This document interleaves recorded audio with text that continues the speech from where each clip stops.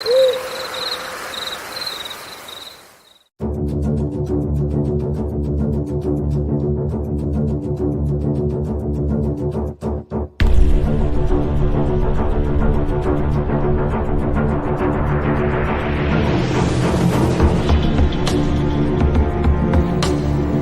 we need some outside universal threat to make us recognize this common bound. I occasionally think how quickly our differences worldwide would vanish if we were facing an alien threat from outside this world.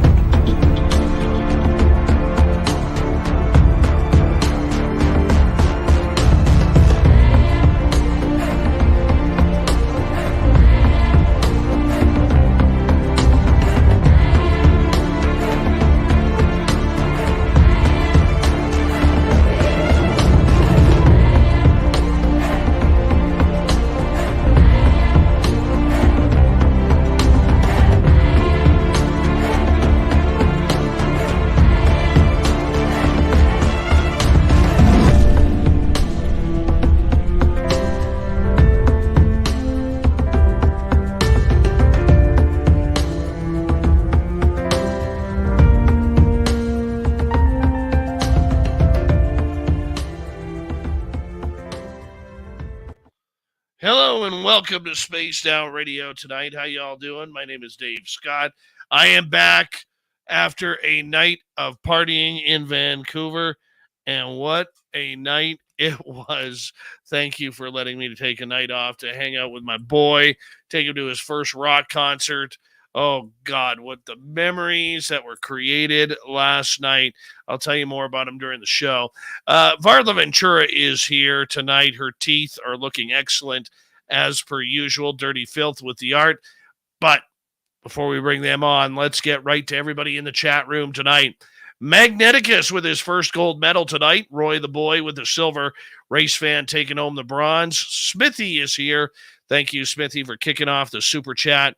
Very much appreciate your love and support of SOR. It's a great way to support what we do on a nightly basis, so thank you for showing us the value we have to you. Awesome Man B, James Weston, Nightmare, the gorgeous Trisha. How y'all doing? Thank you for joining us. D. Cohen, Stunning Donna Spencer has returned. Oob to Joe's Maine, You've Got Aliens. Black Dragon, one of our favorite veterans who listens to this show.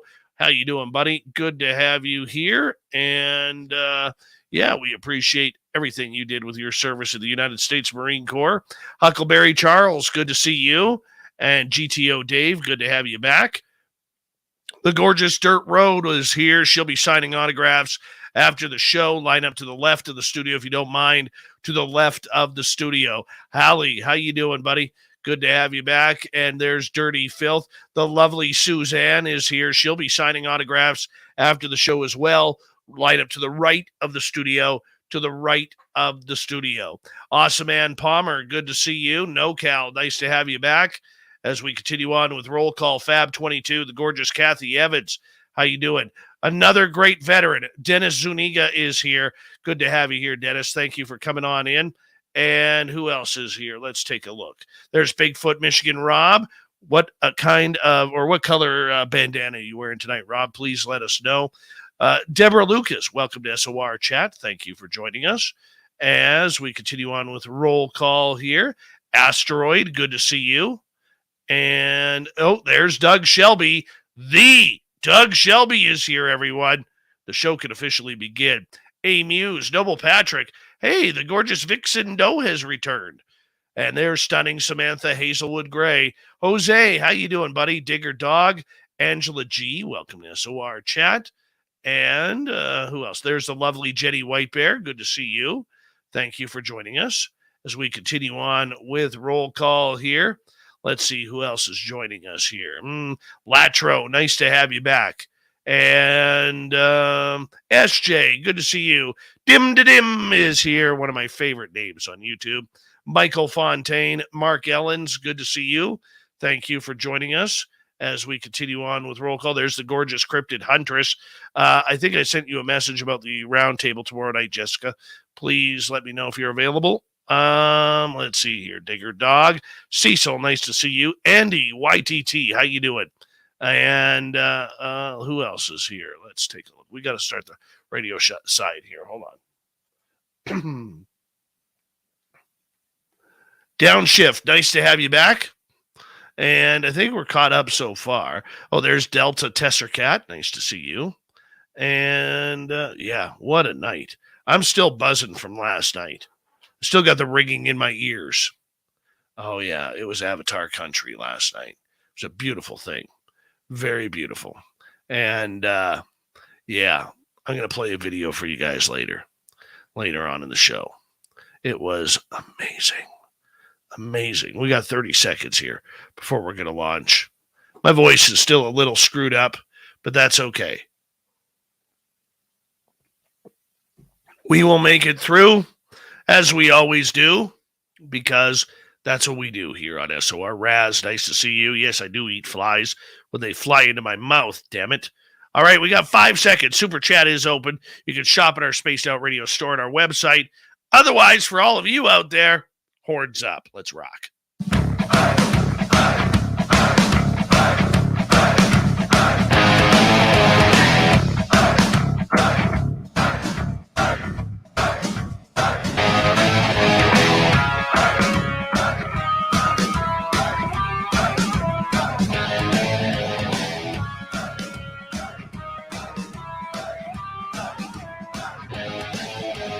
From the mountains of central British Columbia to you listening around the world, this, my friends, is Spaced Out Radio.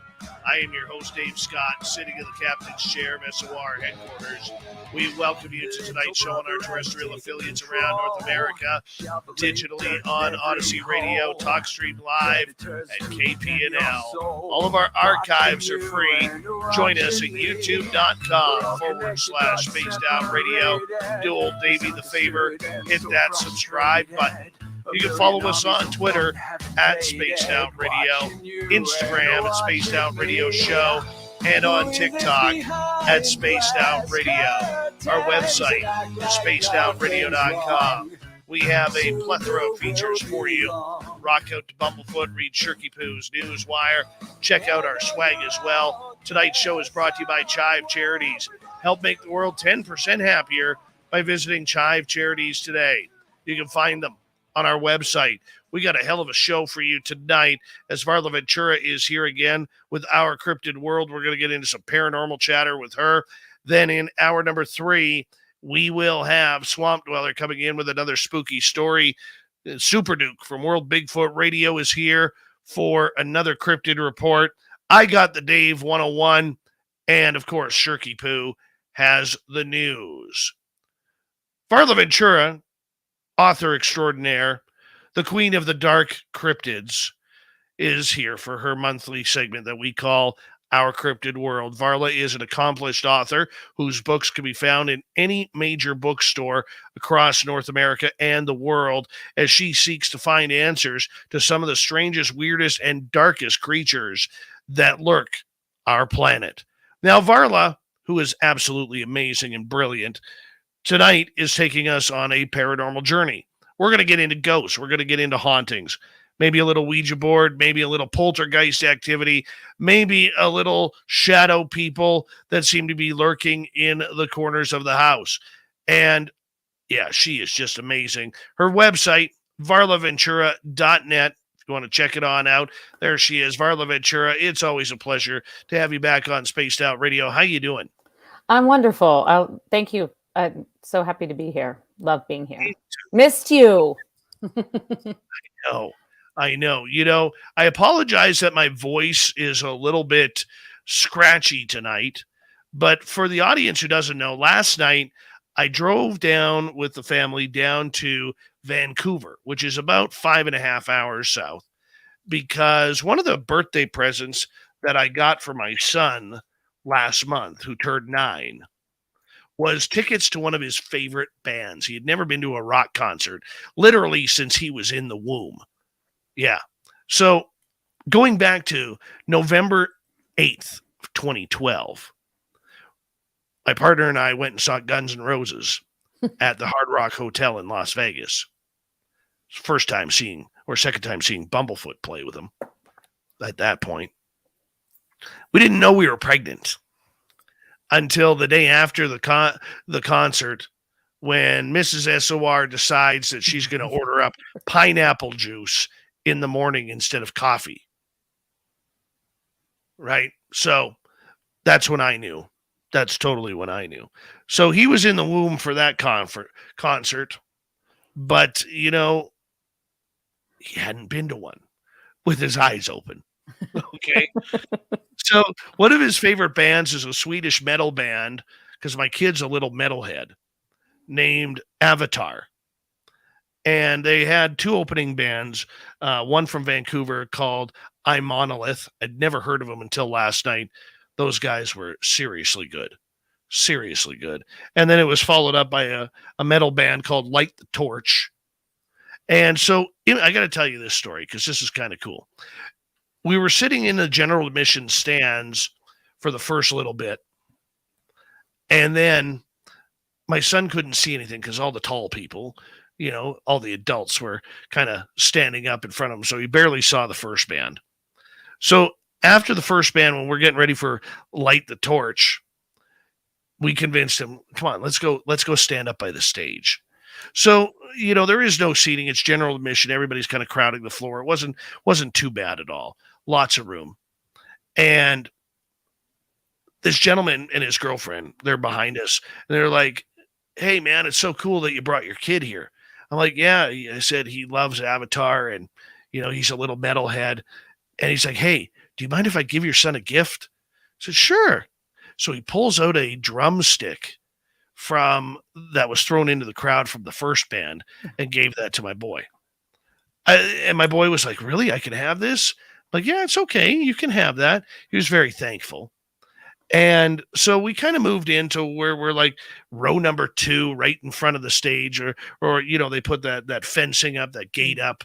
We're right there.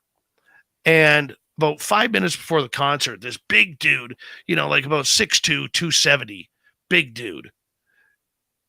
He sees me with my boy, and he goes, hey, man, rock on. You got your kid here. I'm like, thanks, man. He goes, we got to give him a guitar pick. So I'm like, cool. And like a couple minutes later, before Avatar comes on, this dude says, hey, he's waving at me, yelling at me. I'm like, yeah. He goes, come here. And he leaves his spot right in front on the gate. So that way my son could have his spot. So here's my son, first time front row at his first rock concert. Avatar comes on. He is like totally headbanging the entire time. It was absolutely phenomenal. I was so proud of him. And at the end of the show, like, no, not the end. We won't go there yet. But about a third of the way through the show, the singer of Avatar sees my son right up front. And he comes down right in front of us. And he literally, and this was the coolest thing, he literally got down on his knees, pointed at my son. My son gives him the horns, and he gives my son the horns back. And this happened about 3-4 times during the show. I was so happy for him, right? All I wanted to do, though, was I wanted to get him a guitar pick.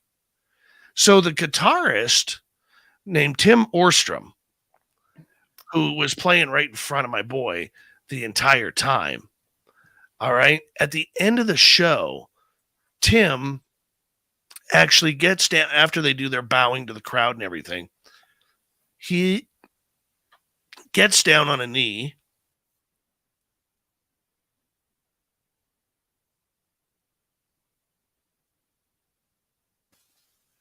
He gets down on a knee and he hands my boy a pair of guitar picks. I was so happy for my son. He didn't know what to do. It was just an amazing, amazing experience, Varla.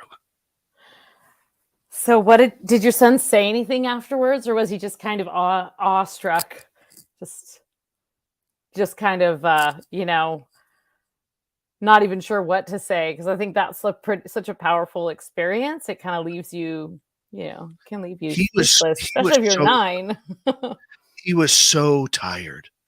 Like honestly, I mean, I felt for him because he was so tired, but he was so into the moment. It Yeah, was what was just it like midnight when they were playing, or were you just like powered they went on? they went on stage. We got there at 7, and they went on stage about 10 o'clock. Yeah. So it was it was pretty incredible watching him last night. It really was. I took a video. Our radio audience won't be able to see this, but if you're on YouTube or Twitch, you will be able to. This was my boy last night. We'll restart this video here. But this is my boy last night. Right, Good. he is like banging his head right to the guitarist who's shaking his beautiful hair, Tim Orstrom. It was Oh, just yeah. absolutely Look at amazing. that guy. That is Throw the awesome. horns up. Oh yeah, he was so happy last night. So happy, and it was phenomenal.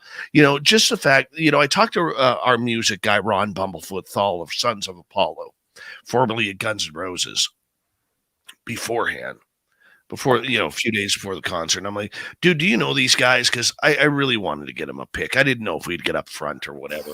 He's like, Dave, just get him to the front. He goes, the one thing we love up on stage is seeing kids enjoy our music. You get him up front, he'll get a guitar pick, guaranteed. Right?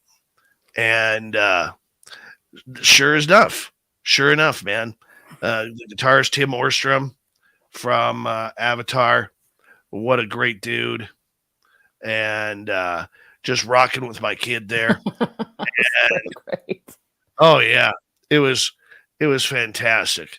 I'm so happy. I was so happy for my son. Was he the only kid there, Dave? There wasn't many. But there were a few. Yeah. There were a few there. I love But that.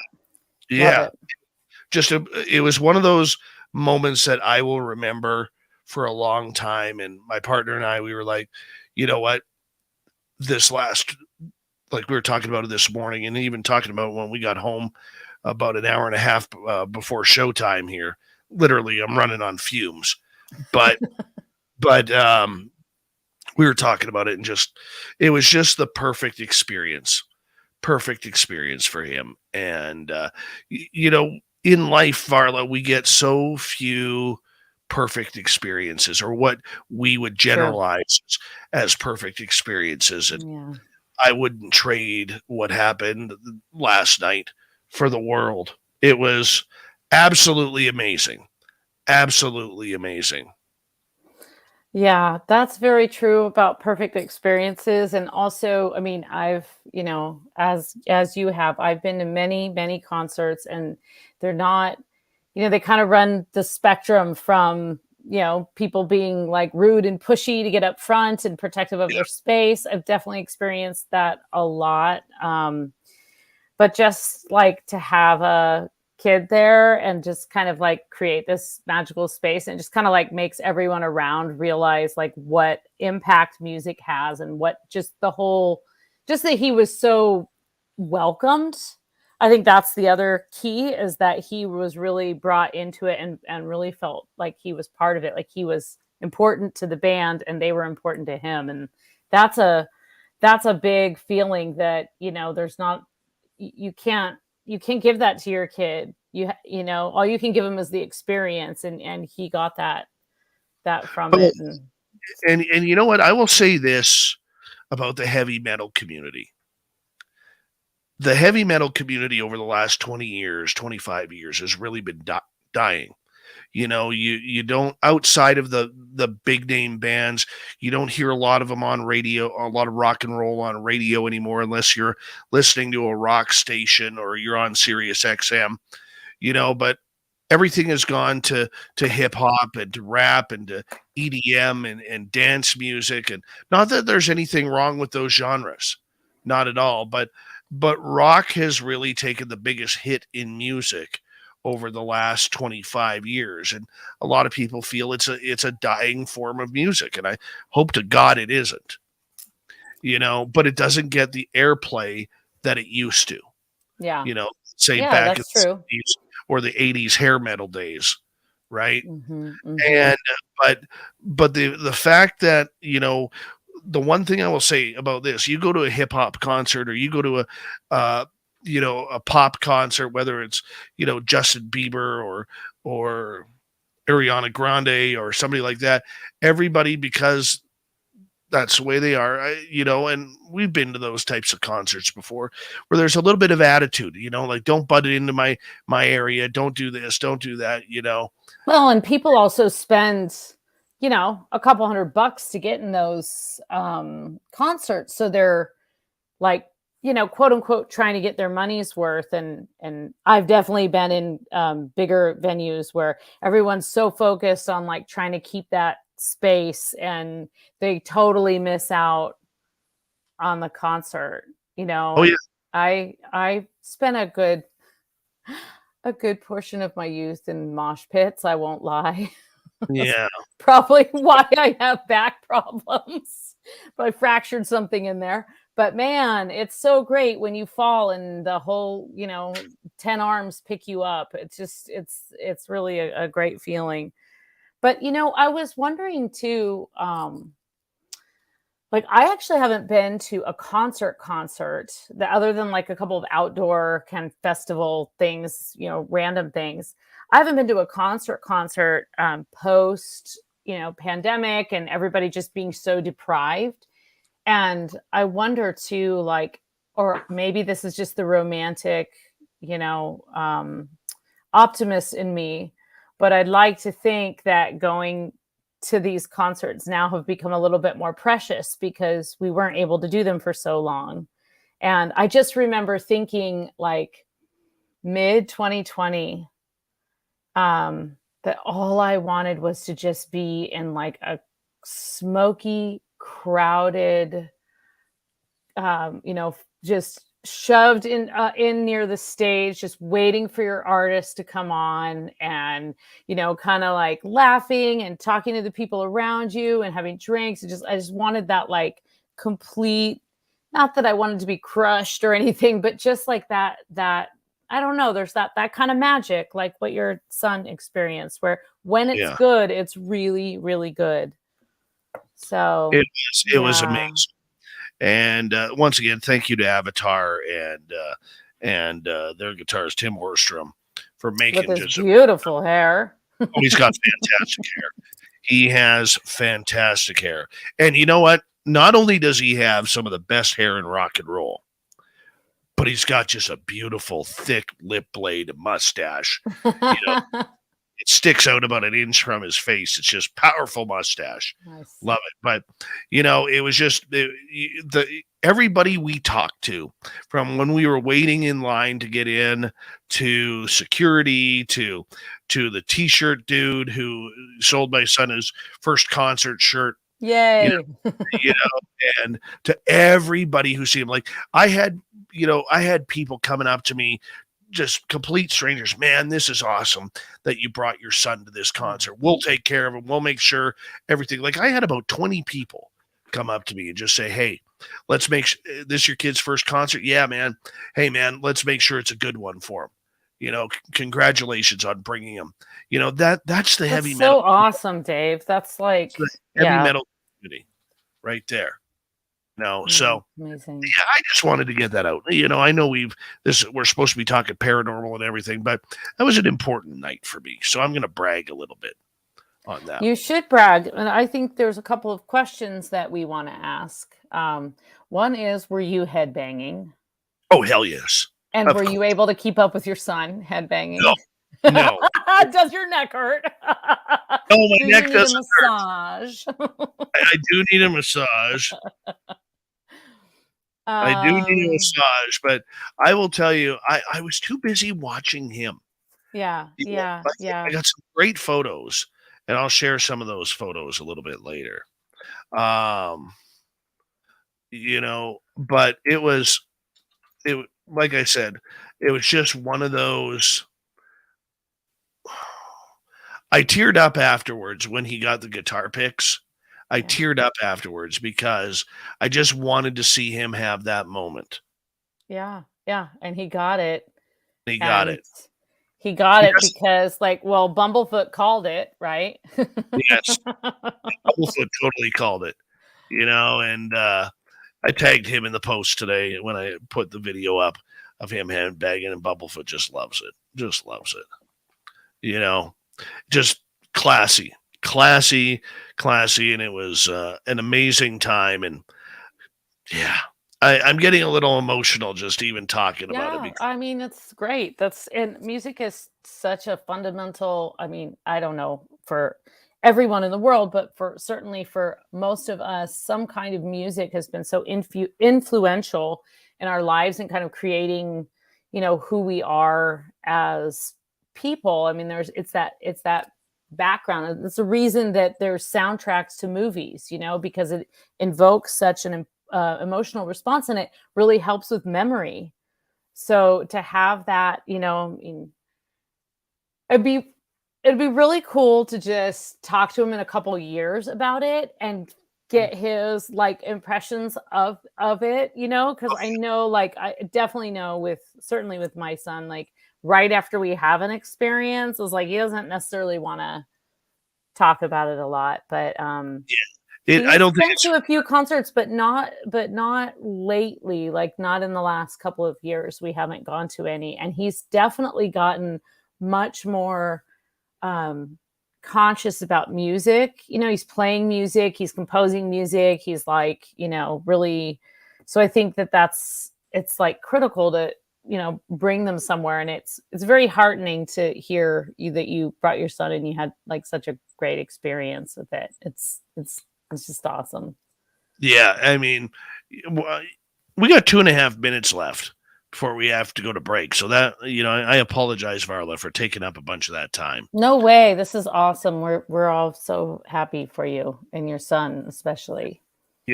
He doesn't really realize the momentum or what really happened yet, because nor should he, because that's part of what makes it so organic and precious, right? Yeah. He's so in the moment. He was able to actually really absorb that moment, and that's the trick. That's what children are so good at, that we as adults are so bad at: staying in the moment, rolling with it, feeling it, and not being worried about all the things around us, because of course he's got his adults to reassure him, and he had a wall of protection around him. But that ability to just completely clock into the moment, that's what's so key about concerts, right? That's fairy time. That's when time stops and time changes and time, never ends. Is like, you can put yourself back in time to, like, what was your first concert, Dave?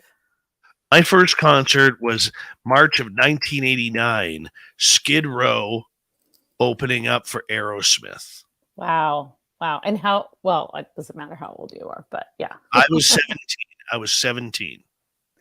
My first concert, actual concert was 1991. And I saw the Breeders in concert, and I don't remember who they played with, actually. Oh, it might have been Breeders and Sonic Youth, which explains so much, I think. Then my next I remember just like piling in the car and driving down to the city to go to this concert with your friends, and it's just like the buzz of that. You remember that so much. Oh yeah, and you know what? Even on Facebook, when I posted, some photos, his music teacher Richard, who was really influential and is really influential in my son's life, he was like, "We got to get him to a concert." He goes, "It's time." He's advancing in guitar so rapidly that you got to take him to a concert, and let him feel what could happen if he practices and gets good enough. So I asked him last night before we go to break here, I said, "Wouldn't you like to be on stage playing guitar like that with all these people watching you?" He goes, "Oh, Dad, I would love it." Nice. So that's what it's all about. I promise you, next half hour, I'm going to shut the hell up about my boy, and we're going to talk with Varla Ventura about some ghost stories. VarlaVentura.net is her website. Find all of her books there at any major bookstore. We'll be back with the second half hour right after this.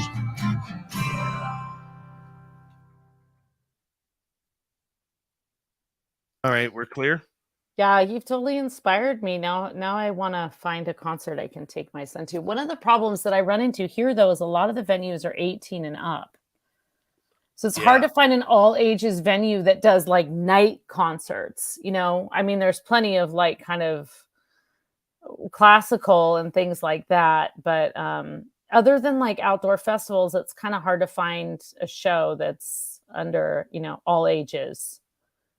I was surprised this one was. Yeah, yeah. You know, But I'm gonna do a little bit more thorough searching on that because it was honestly, it was like I can't get the image out of my head. Just that proud dad moment when literally after the show, the guitarist Tim gets on his knees and is reaching out to hand my boy the pick. But there was like about 8-10 inches between their arms. and then he's like his And tiny so little arm. the gentleman who was standing beside my boy, he actually reached over, or he flicked the first one at my son and hit my son in the shoulder, then fell to the ground. And as I'm picking that one up for my boy, he reached over.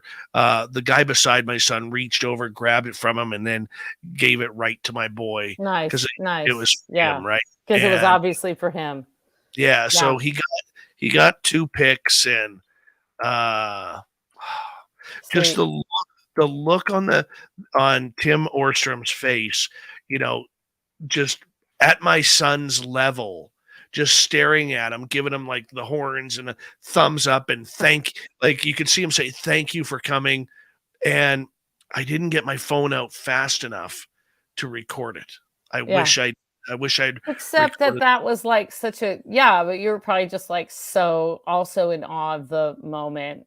I actually have found that lately I'm taking less pictures because for that very reason, it's just like I'm just lost in the moment. And obviously, like you got to take some pictures so you can look back on them and everything. But it's just like, I'm going to just put this in my, brain photo album for whatever it's worth and just try and like be, just trying to be more present and do more single tasking, Yeah. you know? Here's some of the photos from last night. 1 second here. This was right at the beginning here. And hold on. Just want to make sure I've said hi to everyone here. Here we go. So that was the lead singer, and I forget his name. And there's my boy right there with his horns up right there. Cute. That's a nice photo. Oh, beautiful lights. This is the first time when the singer noticed my son, okay, that he's looking right at him. I did get that photo. Oh my God. Yeah, because he's like way down there, so cute and little. Yeah. So my boy is right here. Yeah. So he's looking right at my son. It's like, oh my God, there's a tiny kid here. This is rad. That's a great photo. That's a beautiful photo. Yeah. Just look at that. Look at that mustache. Yeah, those are beautiful photos. Great lighting. Yeah. There's the king. Oh, This was during his favorite song, which is "Welcome to Avatar Country." nice. It's a great song. Oh yeah, they just put on it was just a fantastic show. Look at him. Oh yeah. Yeah. Just a great show. There's my son. This was the second time he came up to my boy. Aww. I just got to see how much time we have left. All right, we got about a minute. Yeah, I'm going to continue dad moment. Yeah, do it. This is really exciting. Yeah, there's the drummer. The drummer's weird. He's got these weird eyes. Yeah, and there we go. Yeah, nice. Oh, I can't get enough of that. I just cannot get enough of this. It's the view too. You can see a little bit of the drummer just like totally badassing it back there, and this is great. Just it's fantastic. Oh my God, you're Just So fantastic. cute. Oh my God, Dave. I What a know. wonderful. Yeah. Yeah. Really awesome. Good job. Good job Yeah, taking him to that. Good job taking him to that. So it was all ages venue, which is yeah, amazing, and a late night concert. I know. What I also love is I love when I see, like, I go to a concert and I see like parents with like their, sort of I know. youngish teenagers, especially, that are like still want to hang out. Yep. Hold on one Gotcha. second. Here we go.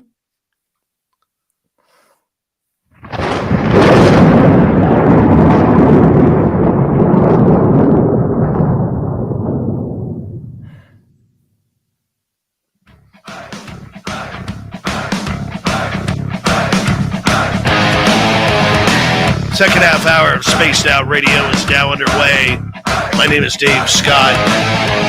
Thank you so much for taking the time to join us. I want to remind you that if you missed portions of this show or others, check out our free archives by going to youtube.com/Spaced Out Radio. Do us a favor, hit that subscribe button. Our website is spacedoutradio.com.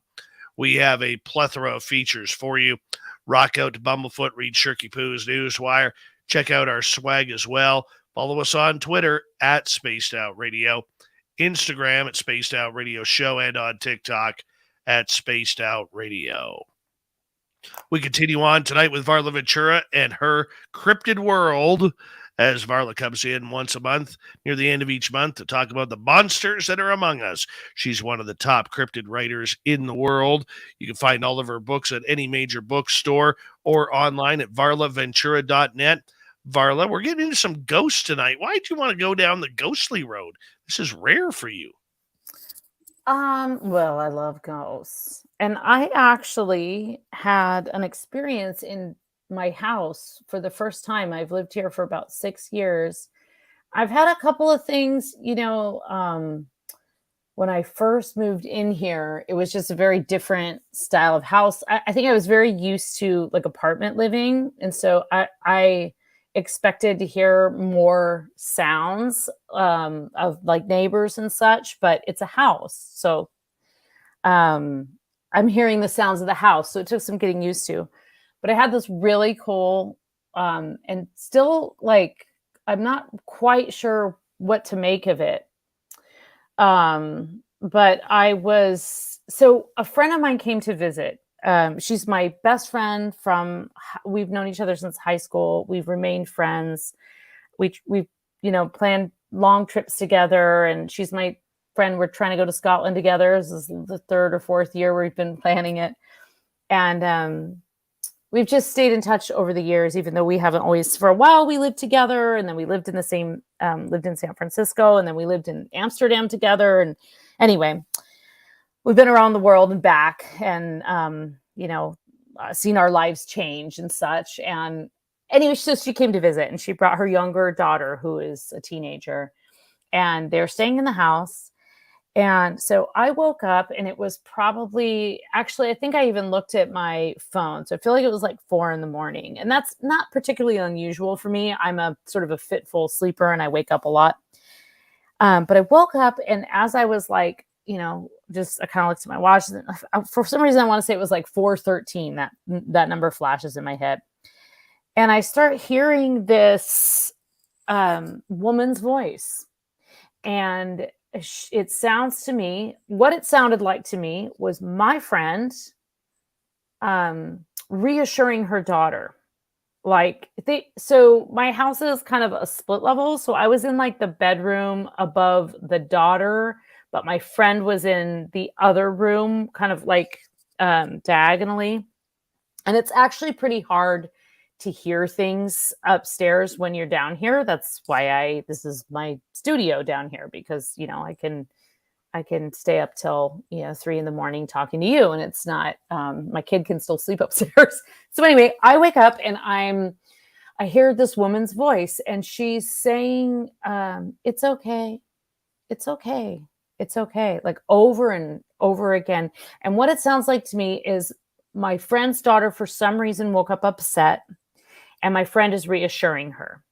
And so I sort of sat up for a few minutes, and I thought, if they, it's my friend. If she needs me, I know she'll come and get me. So I didn't want to like be too intrusive, because it sounded like, she was trying to comfort her. And I was actually fully expecting her to come, up into the kitchen and get a cup of water, or like come get me and say, hey, can you help me with this, or whatever. I didn't really know what was going on, but it's just sounded like my friend. It sounded exactly like a sort of a low woman's voice saying, it's okay, like comforting someone. And so I had to get up really early the next morning, and I don't even remember what I was doing, but I came back. I think I was taking my son somewhere to like camp or something. And I came back, and my friend was up, and she was sitting on the couch, and she was sipping a cup of coffee that she'd made. And I saw her, and, I was like, so did you guys, I was fully expecting her to tell me, so listen to what happened last night. And instead, I get some coffee, I sit down with her, and I'm like, hey, did you, was everything okay last night? And she said, yeah. And I said, did you hear anything at like, 4 a.m, like a voice? And she was just like, no, I haven't said a single word all night since I went to sleep until just this morning when, I said good morning to you. And then a little while later, her daughter came up and, kind of asked the same thing. And we tried to figure out, I was like, well, what were you listening? Were you listening to music last night? Were you listening to something? And she's like, I don't think so. And she checked her phone. And I thought, okay, I fell asleep listening to like some kind of podcast, and some woman's voice came on. And so I looked, but I didn't have like earbuds in. So I was just like looking, I couldn't figure it out. I just couldn't figure out, like, there was nothing on my phone. There's nothing on my phone history of like, I wasn't listening to anything. So I couldn't figure out what it was. And I actually completely expected her to tell me it was her. So at the time when it was happening, I was so convinced it was her that I didn't like think that much of it, which is basically kind of my paranormal experiences in general happen like that. And I think they do for most people. You kind of jump in with a rational explanation, because that's, your mind is just processing this situation and not really able to say, hey, this is a paranormal experience. Because I wasn't having like a visual. It was all audio. And so I still, it was so distinct. And I was so shocked that it wasn't them. And so now I just don't know. I don't know what it is. And interestingly, just like a weird kind of side note, my mom had been in the hospital like a few days, like that, actually that whole week leading up to it. And when I called her to tell her, and anyone who has, listened to me talk before knows that my mom is, very witchy, and had, I grew up with like occult books and reading tarot cards, things like that. And so I called my mom up, and I was just like, Mom, I got to tell you, I had this experience in my house. It's the first one I've ever had in my house. And this is my mom. Like, I had in my apartment in San Francisco, I can't even count how many times I had experiences. And my mom came down and she saw things. And so there was like a very, very haunted apartment. But this is just like a 1980s split level, it's like totally boring. So it's like, how could this be haunted? So anyway, so then I had this experience. So I called my mom and I told her about it. And she said, I think you heard me, because I was really scared and I was worried that I was going to be in the hospital longer. And I was telling myself, it's going to be okay. It's going to be okay. It's going to be okay. And my mom has a very low, soothing voice. So I have no freaking idea what happened there. But then she reminded me that there have been other times. So my brother's a firefighter in California. And there was a time not terribly long ago when he was gone, and there was a fire very close to their house. And my mom, in her mind, not out loud, screamed for him to come home. And he was home within 10 minutes. And he told her that he heard her. And, so I don't know. I don't really know what it was. If it was a ghost, I will keep track of what else she has to say. But it was interesting, especially lived somewhere a really long time and I really wasn't expecting to have any kind of experience here, and I was okay with that. I mean, I've had a few things around town, but not in my house. So it wasn't like a bad thing. It was just a very I'm just not quite sure what to make of it, Like, was it a ghost? Was it some kind of like weird astral projection of a worried mother? Was it, me being sleep deprived and a little bit anxious? I don't know, but the message here is it's going to be okay. Well, the one thing that now, if I get this story correctly, you actually um, heard something mimicking a voice that you Yeah. recognize. This mimicking has been Oh, heard in haunted houses. It's been heard yeah. in the forest. My friend Mike actually heard my voice calling him into the forest one Oh, night when Dave, I didn't even think about that he, possibility. Oh, yeah, yeah. So this mimicking stuff, what do you make of it? yeah. Yeah. Well, I mean, it makes a lot of sense because, your friend might not go in the forest, but if he hears his buddy, it's totally interestingly, the last time that I was on, we talked about shape shifting. And it's Yeah, almost like a form of that shape-shifting trickery. It's a form of that trickery, and I think supernatural creatures in general, um, they have the ability, some of them certainly have the ability to perform this kind of trickery.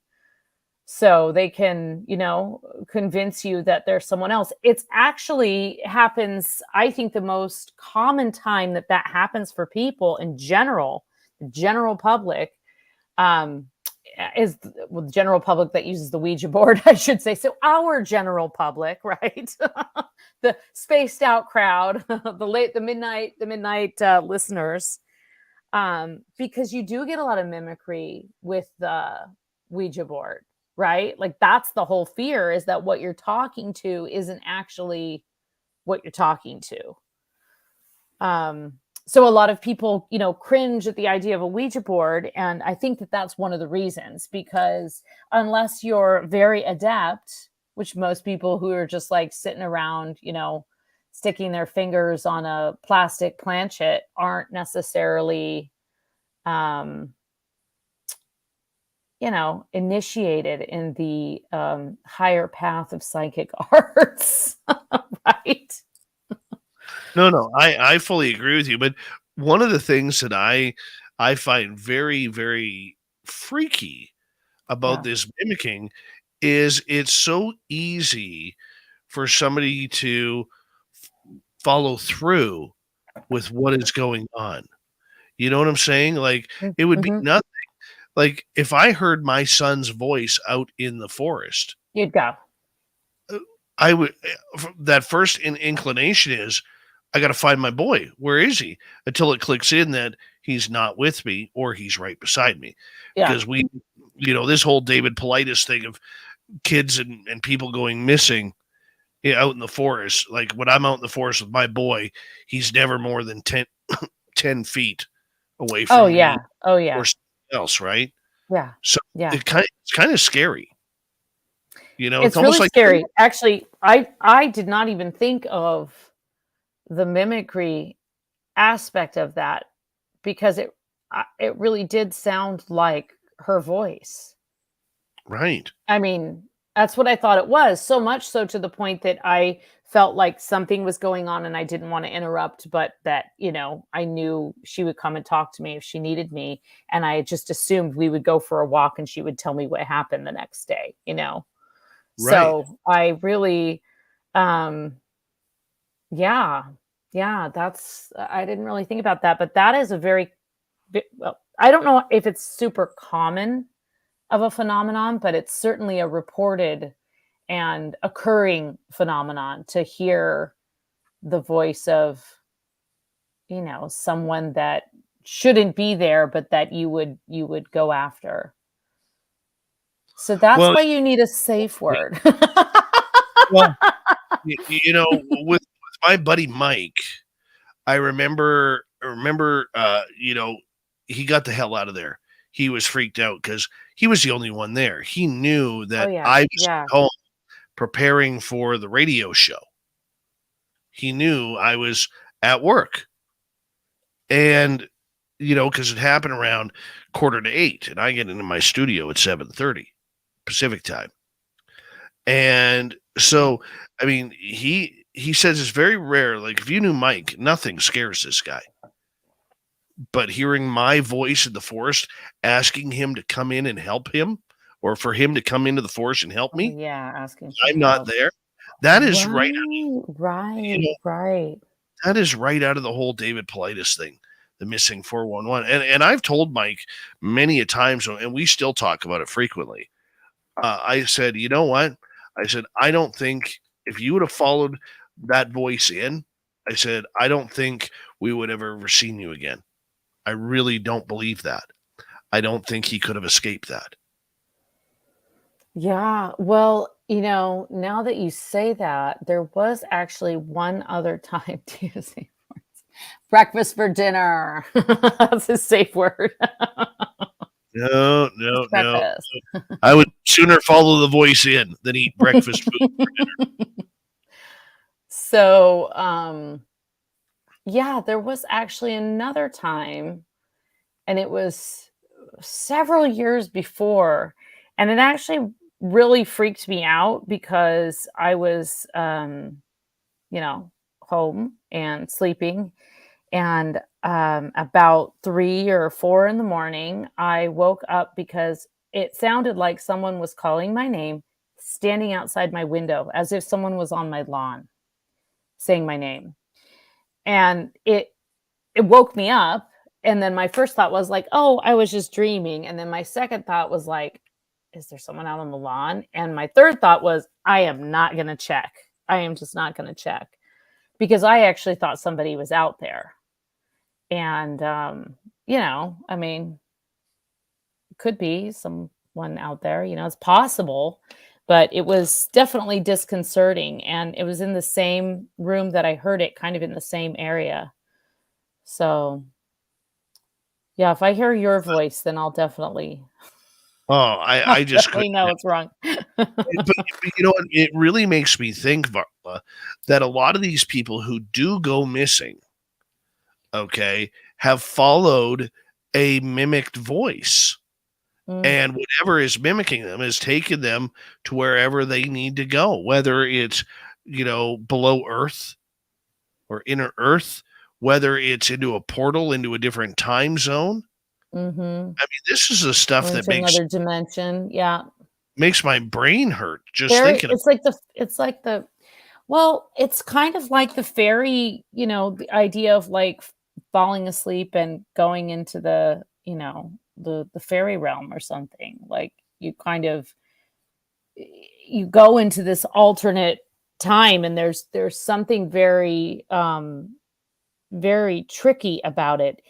And actually, I think that when we think about like a lot of the kind of what people might think of as like warning stories to sort of keep kids around the campfire or whatever, there are a lot in this. And when you get into like really get heavy into archive folklore, you will see a lot of very, very dark and weird stories. And the idea of fairies being, these like lovely little beings or whatever, is so far from what fairies are. And I'm not saying there's not good fairies, but there's a whole realm there that can completely trip you up and can lead you on a path that, you did not mean to go on. And, you'll end up carrying, like, there's all kinds of weird stories that are warning stories about, roaming the hills at night and not going into the domain that is, sacred to the fairies deliberately, because if you do, you're likely to get captured by them. But what would make you go willingly other than, just brazen disbelief? Somebody calling you, somebody beckoning you, asking for help, telling you it's going to be okay, right? So even that idea of, I mean, there's a reason that the warnings are there, right? Those are the kind of things that it's not going to come for you in the, it's not going to come for you as like a demon. It's going to come for you as in the shape of or the form of someone that you know and love, right? It's not going to be this like oozy, creepy thing that you see in movies. It's going to be, something whispering your name in the night. Yeah. I had it happen once here. Oh, yeah. It happen once here. My boy was about, it was 2018. So he would have been just turning, he was still 4 because it was before kindergarten. He was at his daycare, preschool daycare. And I happened to be on the phone with somebody who worked with SOR at that time. And she and I were on a conversation. I go downstairs towards where my studio is, and I hear this high-pitched laugh. Oh. You know when children laugh and squeal at the same time? Yeah. When they're young? Well, that childlike laugh and squeal. And I said to her, I said, "Did you hear that?" And she goes, "Was that your boy?" I said, "Yeah." She goes, "Yeah, I heard it clearly." I said, "We got a problem." And she goes, "What's that?" I said, "Well, he's not here. Oh. He's at daycare today at preschool." And she goes, "Well, where's the preschool?" I said, "It's about 10 minutes away. And I got to go pick him up here soon." And she was somebody that it didn't matter if she had an alien standing in front of her, she wouldn't believe it. She just was so skeptical. And I love the way you said that. Yeah. And anyways, she stuck on the phone with me the entire drive to go pick up my boy at preschool because she wanted to hear his voice. And afterwards, she was like, "Oh my God, that's the voice we heard." I'm like, "Yeah." And she heard it over the phone even. Yeah. That's how loud the scream / squeal was, or the laughter / squeal. Crazy. I just adjusted. I know people that are listening can't see this, but people on YouTube can. I just adjusted my camera because I think our ledges line up. You see that? Yours is about like we have the same shelf. Wait, if I could just go like. Oh, now you're messing. Oh no, I messed it up. Now you got it about an inch apart. Oh, that works. That's pretty close. That's hilarious. Absolutely. I know. I never noticed that before. That's the crazy thing. All this time, I never noticed that. All this time. We got about 90 seconds to go before we go to break here at the top of the hour here. When we return on Spaced Out Radio, Varla, I want to get into some really cool ghost stories or ghost legends with you. And of course, we'll take on questions as well. You know, but do you have a favorite ghost legend? Well, actually, just right before this, I was watching this video of this like doll that moves in this haunted hotel, and I think it's in Jefferson. It's called the Jefferson Hotel, and it's somewhere in Texas. And it was recent footage where basically like a bunch of people, they went and rented like 4 rooms, and for some reason that is yet to be explained, there's a room that's completely decorated with dolls.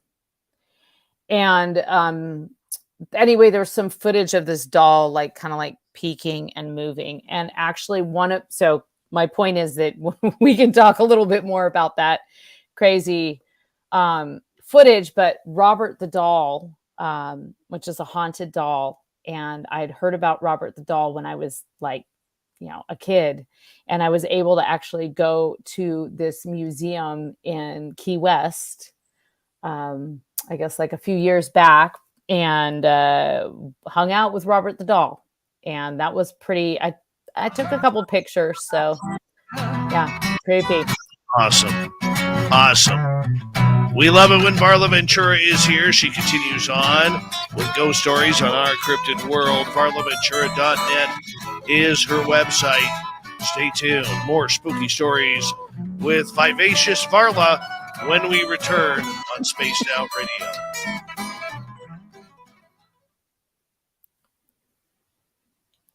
All right, we're clear. Want to give a shout out to Gorgeous Ronnie over on Spreaker, along with Gorgeous Bill WD40. Thanks for joining us tonight, 416. Thanks for coming on in. And I'll be right back, Varley. Let's pass this over to Dirty Filth, who's shaking up the paint. Ooh. Mm-hmm.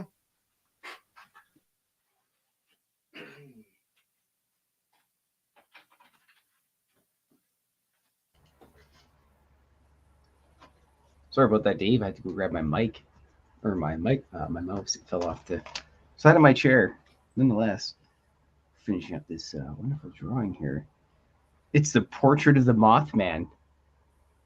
And it comes with a pizza slice. Because I'm fairly certain... Actually, 1 second here.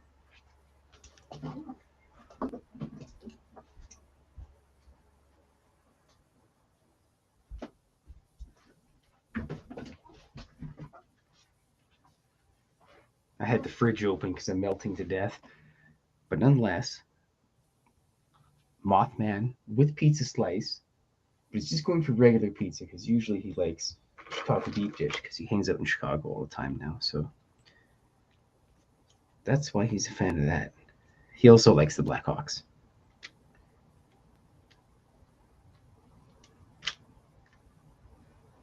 Bloody hells. Well, apparently I left some of my pens at work. Great. That's right. Improvise, adapt, and overcome. That's what that Bear Grylls scab does. Drink my own pee while I'm at it. Good gods.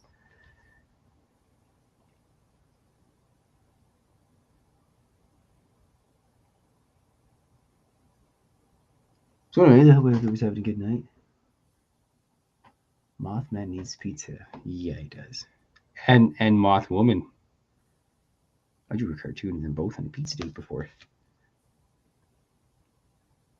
Well, you really can't go wrong with pizza. You can put pretty much anything on it.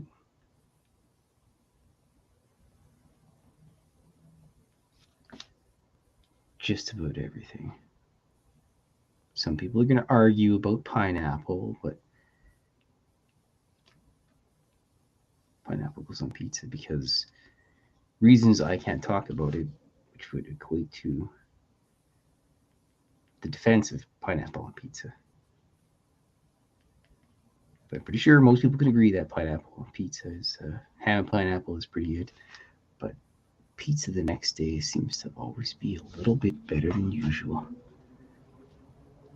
Go Mothman with his Mothman-y dome and his big bulging eyes. He's gonna go tackle a bridge somewhere.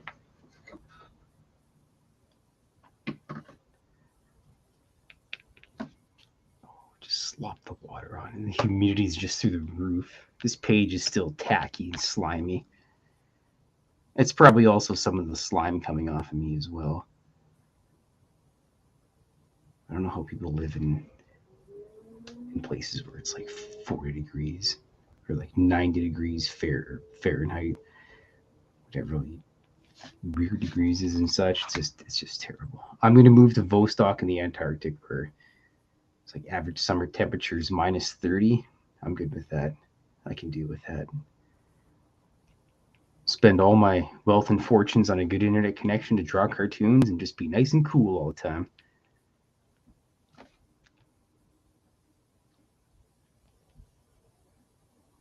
Except that would be a thing. So I'd never trust anybody. It'd be like the weird cartoon drawing hermit of the Antarctic.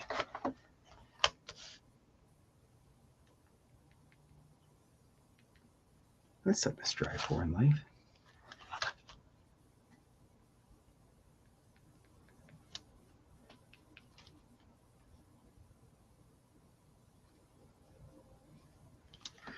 Now, oddly enough, I think the moth might be my like spiritual animal or something. I don't know if you get to pick it or whatever, but I just seem to see moths all over the place. I was at work the other day. I'm just wandering through one of the aisles, and this great big black moth just flies out of nowhere, clunks me right in the dome, and yeah, flew away. I was like, "What the Franklin?" Obviously, it was a little more foul language than that, but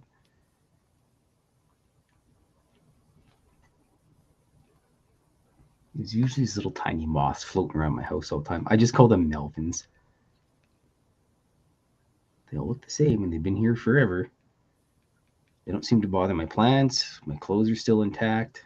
Hi, Dirty Filth.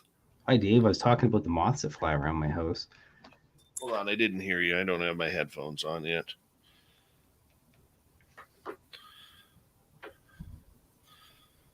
All right.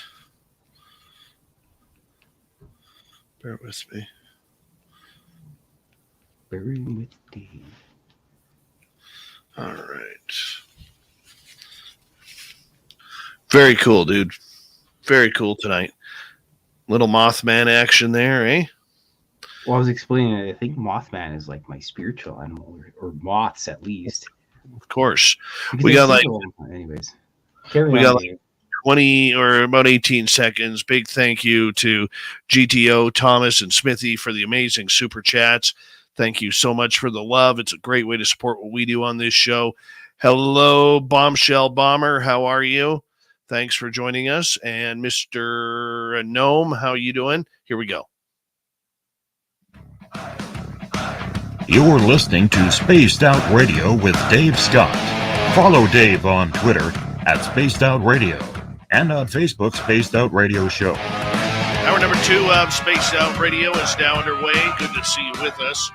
My name is Dave Scott. We got 2 hours to go on the big show tonight. Glad you're here to enjoy with us. Want to remind you that if you missed portions of this show or others, check out our free archives by going to youtube.com/Spaced Out Radio. Do old Davey the favor, hit that subscribe button. The Desert Clam has set the password for tonight in the SOR Space Travelers Club. Betager. Betager is your password. Use it wisely, Space Travelers, as the Clam sets the password each and every night right here on Spaced Out Radio. Our website is spacedoutradio.com. We have a plethora of features for you. Rock out to Bumblefoot, read Shirkypoo's Newswire, check out our swag as well. Follow us on Twitter at Spaced Out Radio, Instagram at Spaced Out Radio Show, and on TikTok at Spaced Out Radio.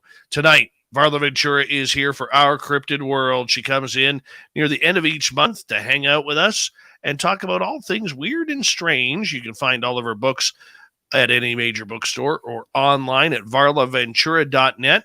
We're talking ghost stories tonight as Varla is here to get a little spooky with us. Right before the break, we were talking about, these weird voices, this mimicking of voices. And now we're going to shift over to some real spooky ghost stories. Varla, I know you have heard a few over the years. What's one that really sticks out with you? So Robert the doll is one of the ones that really, I just think dolls are creepy, right? I think a lot of people agree. Like, dolls are creepy. I'm sure there's some very nice dolls out there, but most of the time, dolls are just straight up creepy. And Robert the doll is this legendary doll. Many people may have heard of him already, but he's basically like this kind of burlap sack of a doll. He was given to a little boy in 1904 in Key West. And since then, there have been reported movement of this doll, the doll being in different positions than where it was originally. Now, the little boy didn't necessarily have any problems with the doll, but there are some stories that go way back into early Key West history about this little boy finding things moved around in his room. So somehow this doll doesn't get passed down through generations. And he ends up in the attic of this little house in Key West where another couple moves in, and they hear like sound of like running feet and strange things above them at night in the attic. And eventually they go and unearth this doll. And, someone comes in and says, oh, it belonged to this very prominent Key West resident named Otto. And this is like a really important like relic of his childhood. And so it was given to a museum. And there's all of these like legends around it. But one of the biggest legends is that if you cannot just photograph Robert the doll. If you photograph Robert the doll, you get like basically cursed. And what you have to do is walk up to this doll, which is kind of like I said, it's like this rotting burlap sack doll with like part of a face and like a kid's sailor uniform on. Like it's really, really weird. And then you have to say, hi, Robert, may I, thank you for letting me be here. Can I please take your picture? Like you basically have to like ask permission. And in this museum, which is I think it's the East Martello Museum in Key West, Robert the Doll's there. And like on the wall around Robert the Doll are all of these letters from people saying that they're so sorry that they didn't ask permission. And that they just took pictures anyway and kind of blew the whole thing off because, they left in their car, they got in a car accident, or they left and like had some kind of investment go bad, like really kind of big things that affect people. It wasn't just like they walked out of there and stubbed their toe. So, you see all of that and you just figure, well, I'm just going to ask permission before I take any photos. And so anyway, we kind of hung. So I went on like this ghost tour with my mom of Key West, which was awesome. And we kind of hung back. And so my mom starts talking to the docent, which is like anyone who's ever done a paranormal investigation understands that the docents are where it's at. They're unpaid volunteers that spend a lot of quiet hours in the place, and they are your go-to resource for real, true stories. Ask the volunteers. You go to an old theater, ask the old volunteer usher. You go to a museum, ask the docent that has been standing there for hours just to kind of like be in that space and give back. So anyway, this docent actually said, because we were like, so, have you ever had any like anything happen with Robert the doll?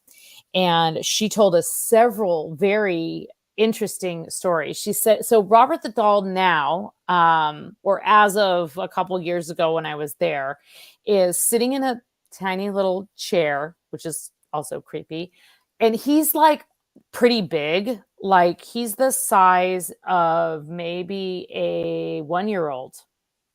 So it's not just like a teeny tiny little doll that you could stick in your pocket. It's like a kid, like a little tiny, like, rotting burlap baby. And it's pretty disturbing. And it's inside like a plexiglass kind of museum display. You need Robert the doll sitting in the middle.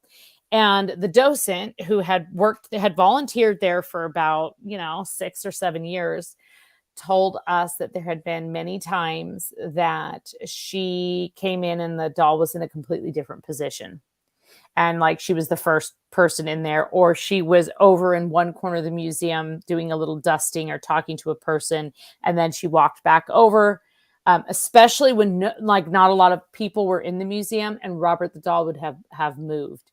And she wasn't the only person that worked there that said that, because then I went over to the gift shop and found these great books written by a local Key West author, all about Robert the doll and other Key West legends.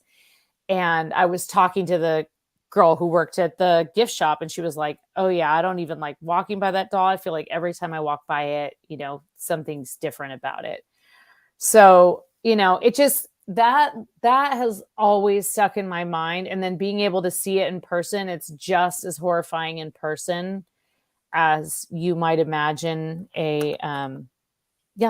like a creepy, it's the creepiest doll. It puts all creepy dolls to shame.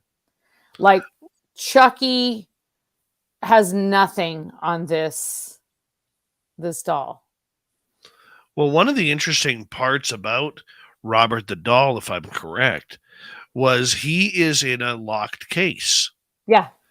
And somehow one night he got out of his case, because the next day when the docents came back, there was a little stuffed animal of a lion sitting in there with him. And the video cameras didn't show anybody unlocking his cage or his curio cabinet Yeah. to get him out. And nobody knows how that little lion got in there. Nope. And there's no foot. Actually, they talked about that one on the tour when they were kind of talking about the very first thing they said was, don't, before you take pictures. And they made the whole group say, "Hi, Robert." And you know what?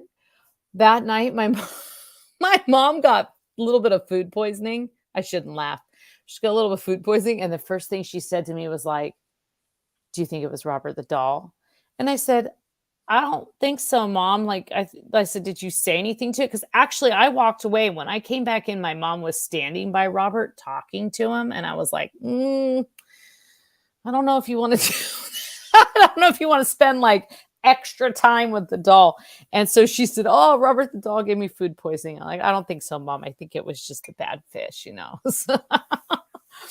But yeah, there's all kinds of, you never know, actually. And I said, "Well, were you sincere in asking him? And did you take any pictures?" And she said, "Yeah, but I kind of talked to him, you know." It's like, I don't know. She just kind of was standing there. Everybody else moved on to hear the rest of the tour. And she just, it was like, "No way, I'm staying by Robert the doll. This is like, I need to talk to this thing." So yeah, and then there's just a lot of speculation. You know, the history of the doll goes back so far that a lot of this, you know, there's a lot of speculation about why this doll in particular was haunted, but there's really no, you know, concrete reason that, I mean, this doll was like this beloved gift. It was purchased in Germany for the little boy by I can't remember I think it was his father was in Germany, and in 1904, got it, brought it back to Key West, and gave it to, you know, his little son, and his son loved it. One thing I read in the book, the author's name escapes me right now, but I can check my library on the break. But one thing I read in the book was that they thought that the outfit that the doll is wearing, that Robert is wearing, actually belonged to Otto when he was a kid, which makes sense, right? And so then some people were kind of like, well, is it Otto just playing tricks on people? Because, you know, he grew up there and was sort of a big wig around town. But yeah, it was really amazing to see it in real life. And I do feel like if you spent enough time there, you would have an experience with them, because it's not just like, I don't know, you know, it's kind of like that museum of haunted objects that we're going to in May. It's like that. It's like there's things that, and I've had people, I don't know if this has ever happened to you, Dave, but I have had people give me things that they feel like are haunted, or just like have really bad energy, or just kind of like, you know, cursed weird things, like objects and statues, and never a freaking creepy doll. Actually, the only dolls I like are voodoo dolls. I don't get creeped out by voodoo dolls, so yeah. You know, up here, just north of me, 2 hours, we have Mandy the haunted doll sitting in a museum. Ooh. Yeah, according to Ross Allison and David Weatherly, Mandy is number 8 out of the 10 most haunted dolls in the world. Mm-hmm. And Okay. what was really cool is back in 2018, when David and Robert, or David and Ross were up here, I actually got to take him to the museum to meet Mandy. But in 2015, Mandy almost killed my buddy Merle. What? Yeah. So Merle and the team he was working with at that time went in to investigate, and one of their people was put in a trance, Oh, and they couldn't move him or shake him for about 5-10 minutes. He was just kneeling on the ground, staring eye to eye to Mandy, would not move. yikes. And so they finally got him ready, and Mike or Merle went up and was kind of like, hey, I don't believe in you, or whatever he was saying at that time. I'm paraphrasing. And To Mandy, sort of he kind saying, of got Mandy's attention, and he was staring at the doll, and then he kind of broke it off, and before the investigation starts, Merle likes to go out, have a meditate and have a prayer and grab something to eat to kind of calm his stomach. But the problem was, when he got to his truck, he doesn't remember anything that happened there. And when he was found, he was about 10 feet from the highway, oh, right in front of the Jesus. museum, and he was about 100 feet from his truck, 10 feet from the highway, about to walk onto the highway, until he was grabbed, and it was asked, hey, what are you doing out here? And he had no recollection of how he got there. Oh my God. And he just started violently getting ill and puking and all this kind of stuff. Oh, Yeah. that's horrible. So, can you describe this doll? She is a ceramic face doll, No. curio cabinet, but her face is all cracked. Ugh. Mandy is very eerie, and she isn't, how can I put it?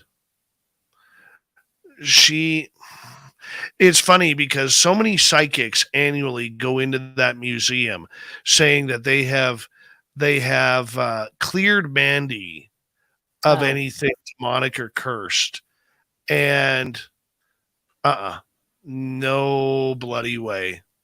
No bloody No. way. No. She is still there. Now, I had an experience at that same museum while we were there. I went into a different area of the museum, and there was this military outfit on a mannequin, and I walked by it, and I see on the wall this beautiful 15-foot by 15-foot patch quilt. And I'm staring at this quilt, and all of a sudden, out of the corner of my eye, I see the mannequin lean over and stare right at me. And as I jumped, I went, whoa, and it stood back up. Oh, no. Oh, yeah. No moving mannequins. No. So I ended up walking up to that mannequin, and I whispered right in its ear. I said, I saw you. I said, come on. I said, we're face to face. Do it again. Move. Right? Move. As I'm bringing up a picture for our YouTube crowd of Mandy, who is in a little knitted bonnet with a white dress on and white socks. And she's holding on to a little lamb doll. And her face, she's figured to be about 120 years old, 130 years old. And her ceramic face is all cracked. But yeah, she is not pleasant. She is not pleasant at all. And she will let you know her strength.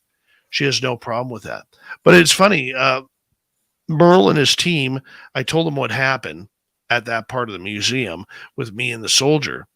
And one of his members at the time was former military, ex-military. So he walked up to the doll and started ordering, talking about his rank and that the rank on the coat was like of a private. And apparently, after a few minutes of doing this, all of a sudden the emergency security door, which was probably 75, 80 feet away, flies open and slams shut. Ooh. Like this spirit didn't like the way the dude was talking to him. So he's like, I'm out of here. Wow. Wow. Yeah. Love it. Well, I'd be curious if that mannequin continues to move the next time you visit. I haven't visited her in a couple years, but you never know what's going to happen. You never know. That's what I love about it. That's what I absolutely love about it, is you just never, ever know. And that's the beautiful part. Yeah, I think like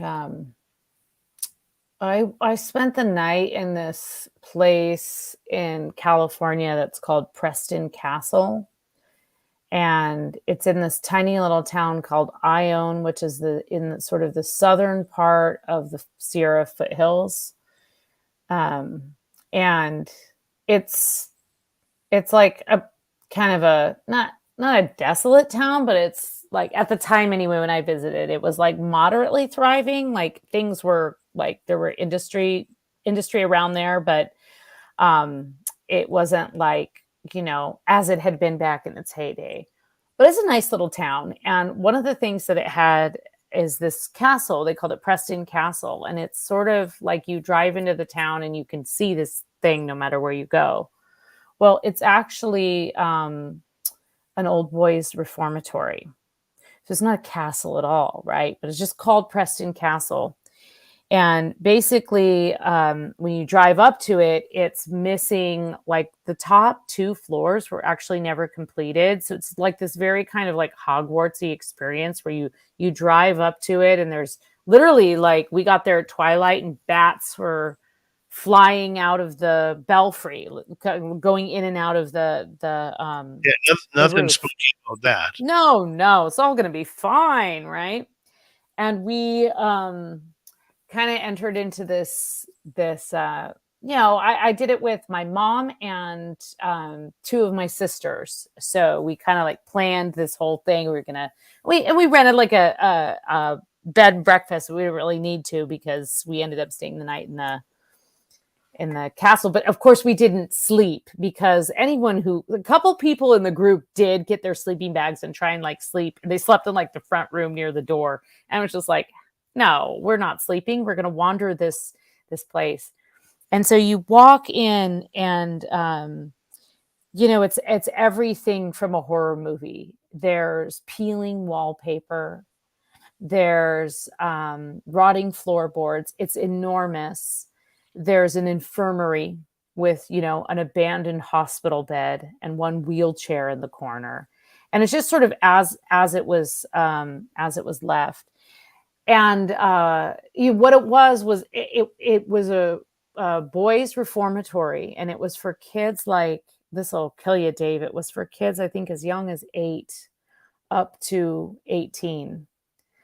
And it was established like in the early 1900s. And so actually what would happen is a lot of people during the Depression, during the Great Depression in the 20s, actually would bring their boys there.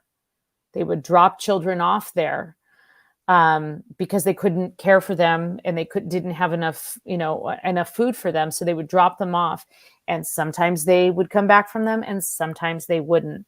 And so it was a combination of like kids who had juvenile offenses, which back then could have been as simple as like, crossing the street wrong. Like, it was just like this whole gamut of like things you weren't supposed to do. And then you had, little boys that were totally abandoned by their family. So it's sort of an orphanage too. So it had that like kind of weird vibe.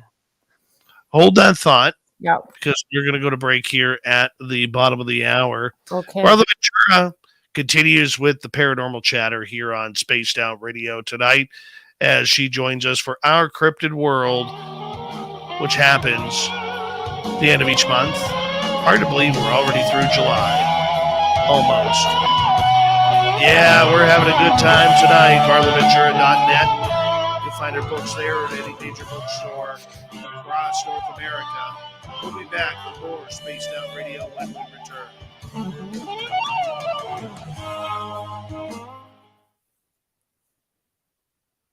All right, we're clear. That was a fast half hour. Yeah, it was. Love that picture.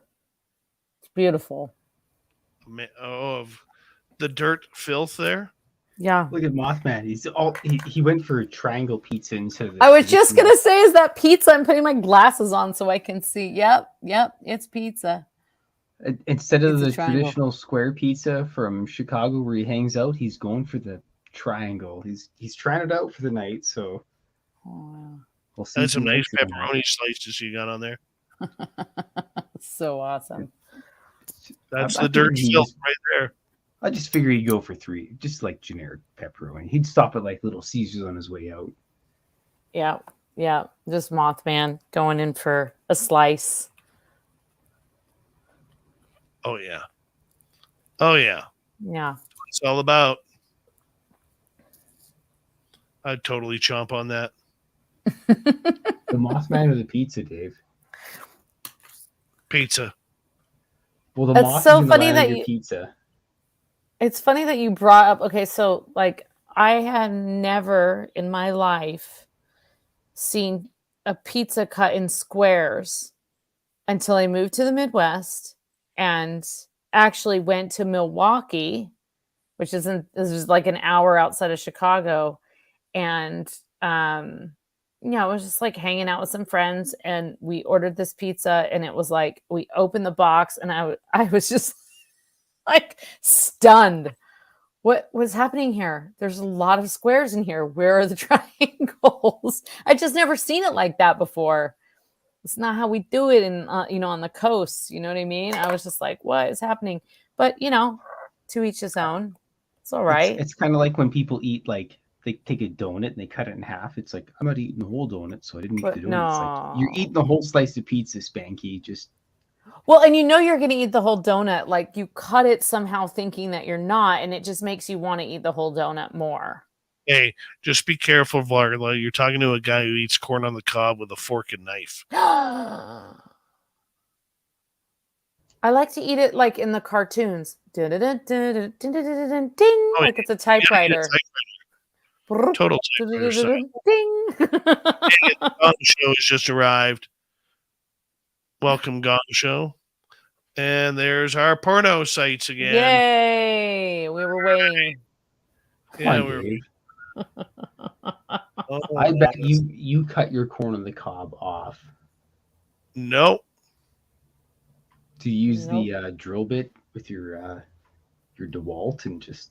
Did you ever see that Good idea. the Japanese girl do that and she ended up ripping her hair out? Nope, didn't see that. Oh, that was well worth it. That was well worth it. Well worth it.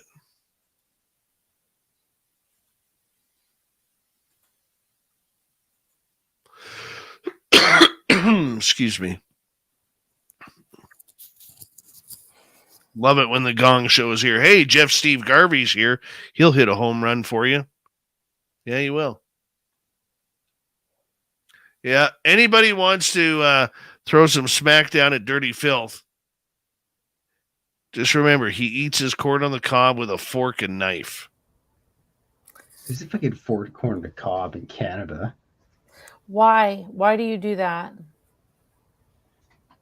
I don't like the stuff getting stuck in my teeth. It doesn't get stuck in your teeth when you do that? No, because it can kept off all nice and everything, and it works out pretty good.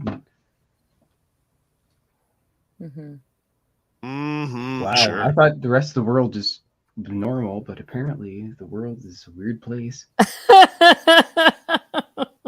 Yeah, he also eats chocolate bars with a fork and knife.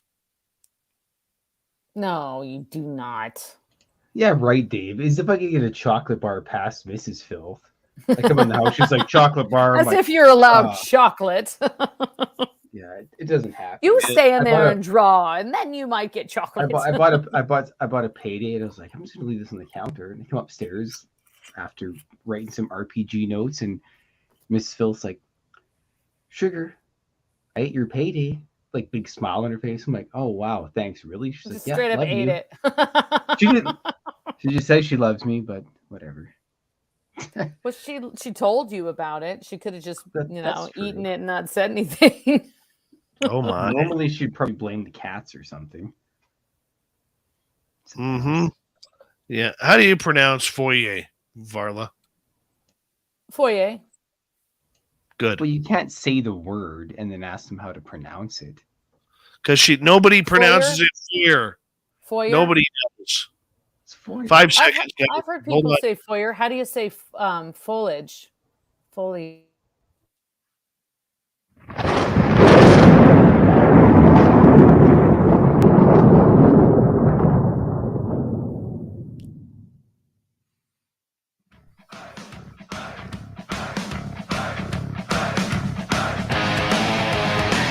We passed the halfway point of Spaced Out Radio tonight. Thank you so much for tuning us in. Dave Scott is my name. Hanging out with my UFO and tacos t-shirt tonight. And want to remind you that if you missed portions of this show or others, check out our free archives at youtube.com/Spaced Out Radio. Do old Davey the favor, hit that subscribe button. Our website is spacedoutradio.com. We have a plethora of features for you. Rock out to Bumblefoot, read Shirkypoo's Newswire. Check out our swag as well. Follow us on Twitter at Spaced Out Radio, Instagram at Spaced Out Radio Show, and on TikTok at Spaced Out Radio.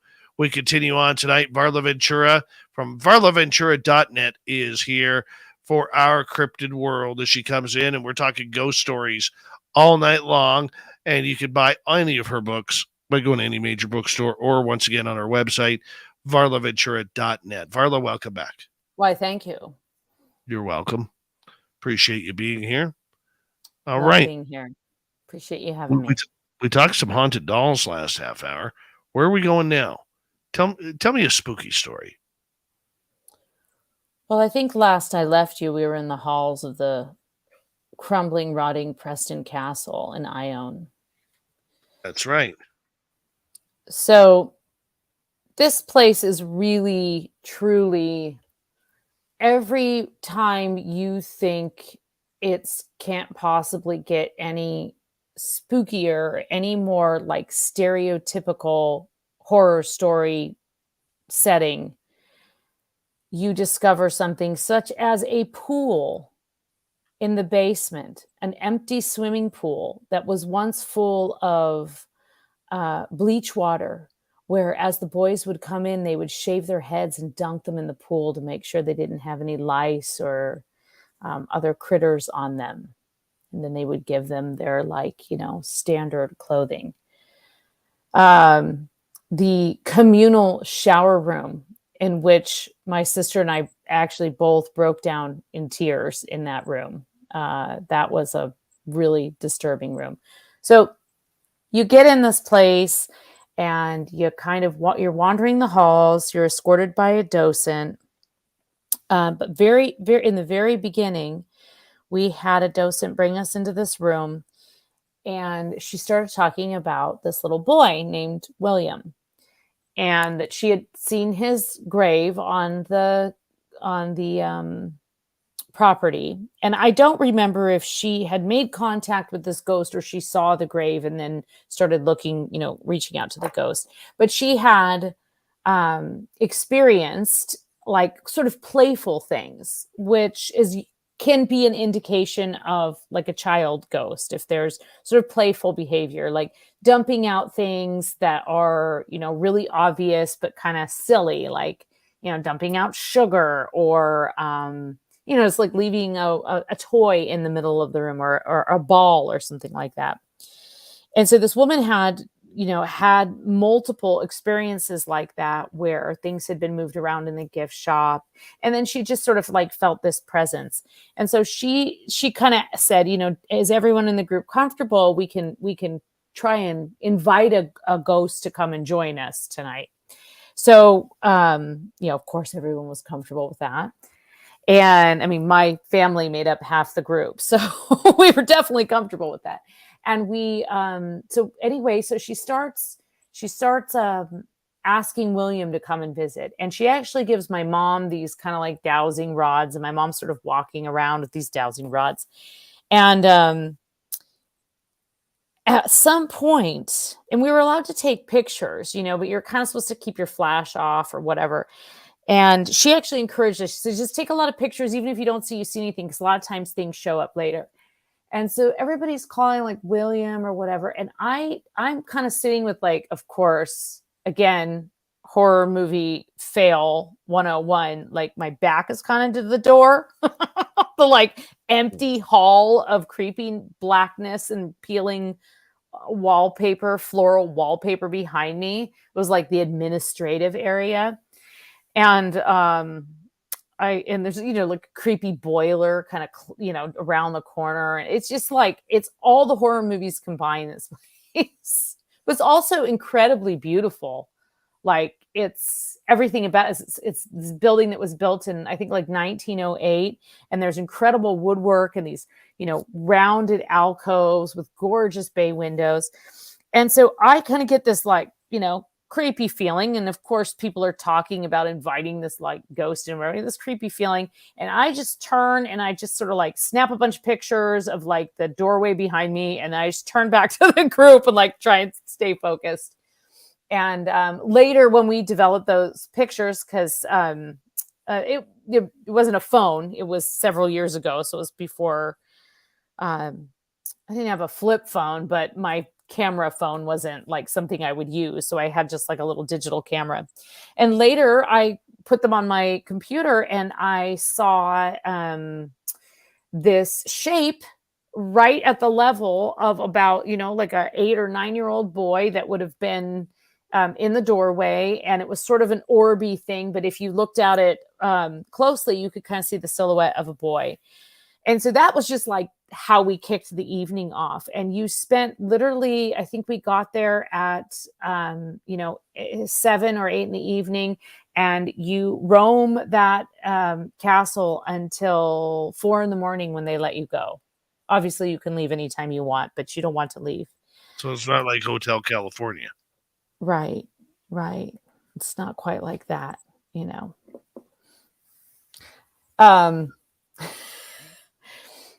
And, I did stand in the doorway and say, please bring me my wine.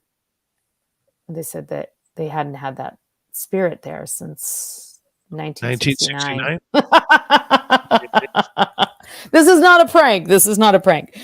And then the other like thing that happened that night, among several other kind of small things, but one of the things that happened is in the infirmary, which is just so disturbing, old hospital bed, and it's sort of painted white and it's just got that tuberculosis vibe. And my sister was like right next to me and she kind of like got like super stock still. And I looked at her and I was like, what just happened? I know something just happened. She said, something just pulled my hair. And I was like, okay. And then in my mind, I'm thinking like, pull my hair. But it didn't.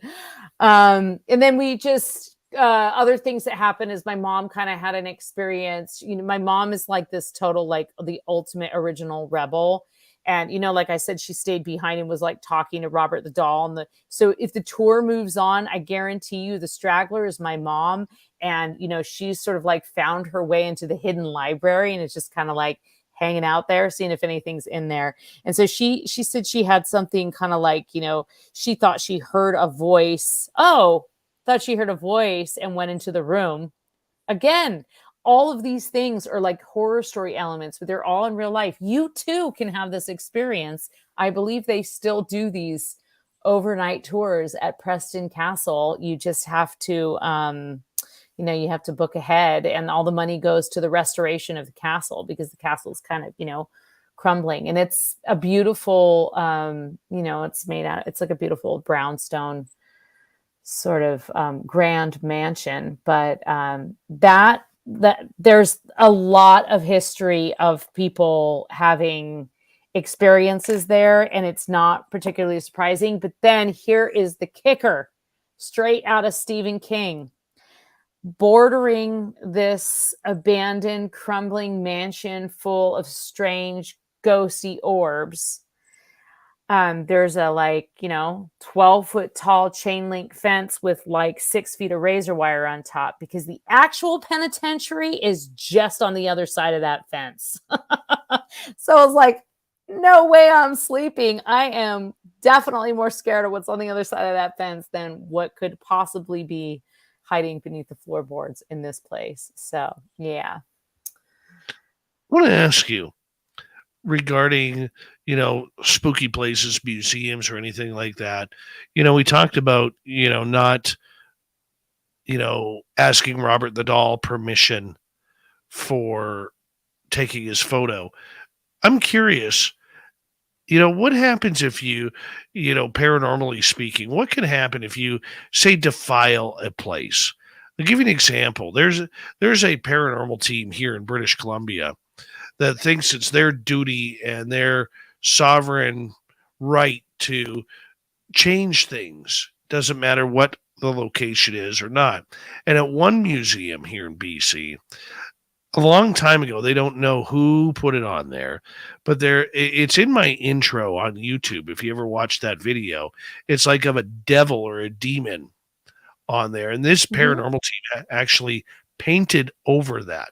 They brought paint into the museum without permission, and they painted over it.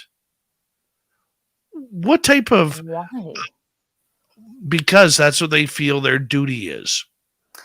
You know what that reminds me of? Born again Christians. Honestly. Yeah, no, just taking that. I have no problem with Christians, but there are certain born again Christians that impose their beliefs because they think it's within their right to save you.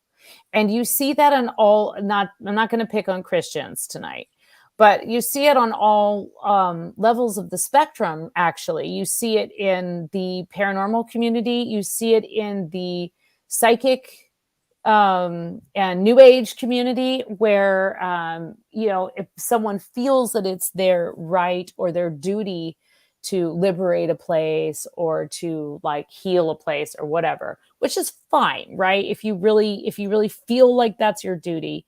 Actually, it's not fine. That's my whole point. It's not fine, because I remember is this the same museum where someone went in and they exorcised the spirit that had been there? Or same group? Same group. Yeah. Yeah. What are the paranormal repercussions of that? I mean, honestly, it's just disappointing because it shows a gross misunderstanding of what the paranormal could possibly be. It's like you missed the memo, right? You're not supposed to banish it and erase it. You're not here to shield the world from the paranormal.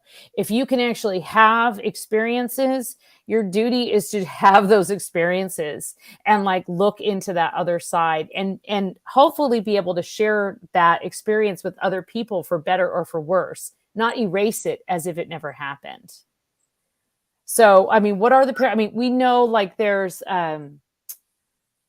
I don't know. I mean, I knew I'm a cemetery gal, as you know, and there was some defiling of a gravestone in one of my favorite cemeteries. And I left a note, and it was actually this, I painted this long sort of poetic scroll and I left it on the grave. And it was basically a poetic, I wouldn't say curse, but a calling the person out. Why would you take something from this place when you come here? I don't even remember, but guess what happened? It got returned. That statue was returned. And later I found out who it was, and they apologized. And they said, we saw your note, and then we felt really bad. And we never wanted to tell you because we knew you wouldn't be our friend anymore.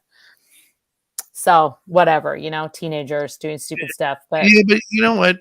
I think it's different than when you get the God-given right as a paranormal investigator to just think that you can go into a location and do whatever you want. I mean, look, I yeah, think it gives paranormal a bad name. I it really do. does. I It mean, does.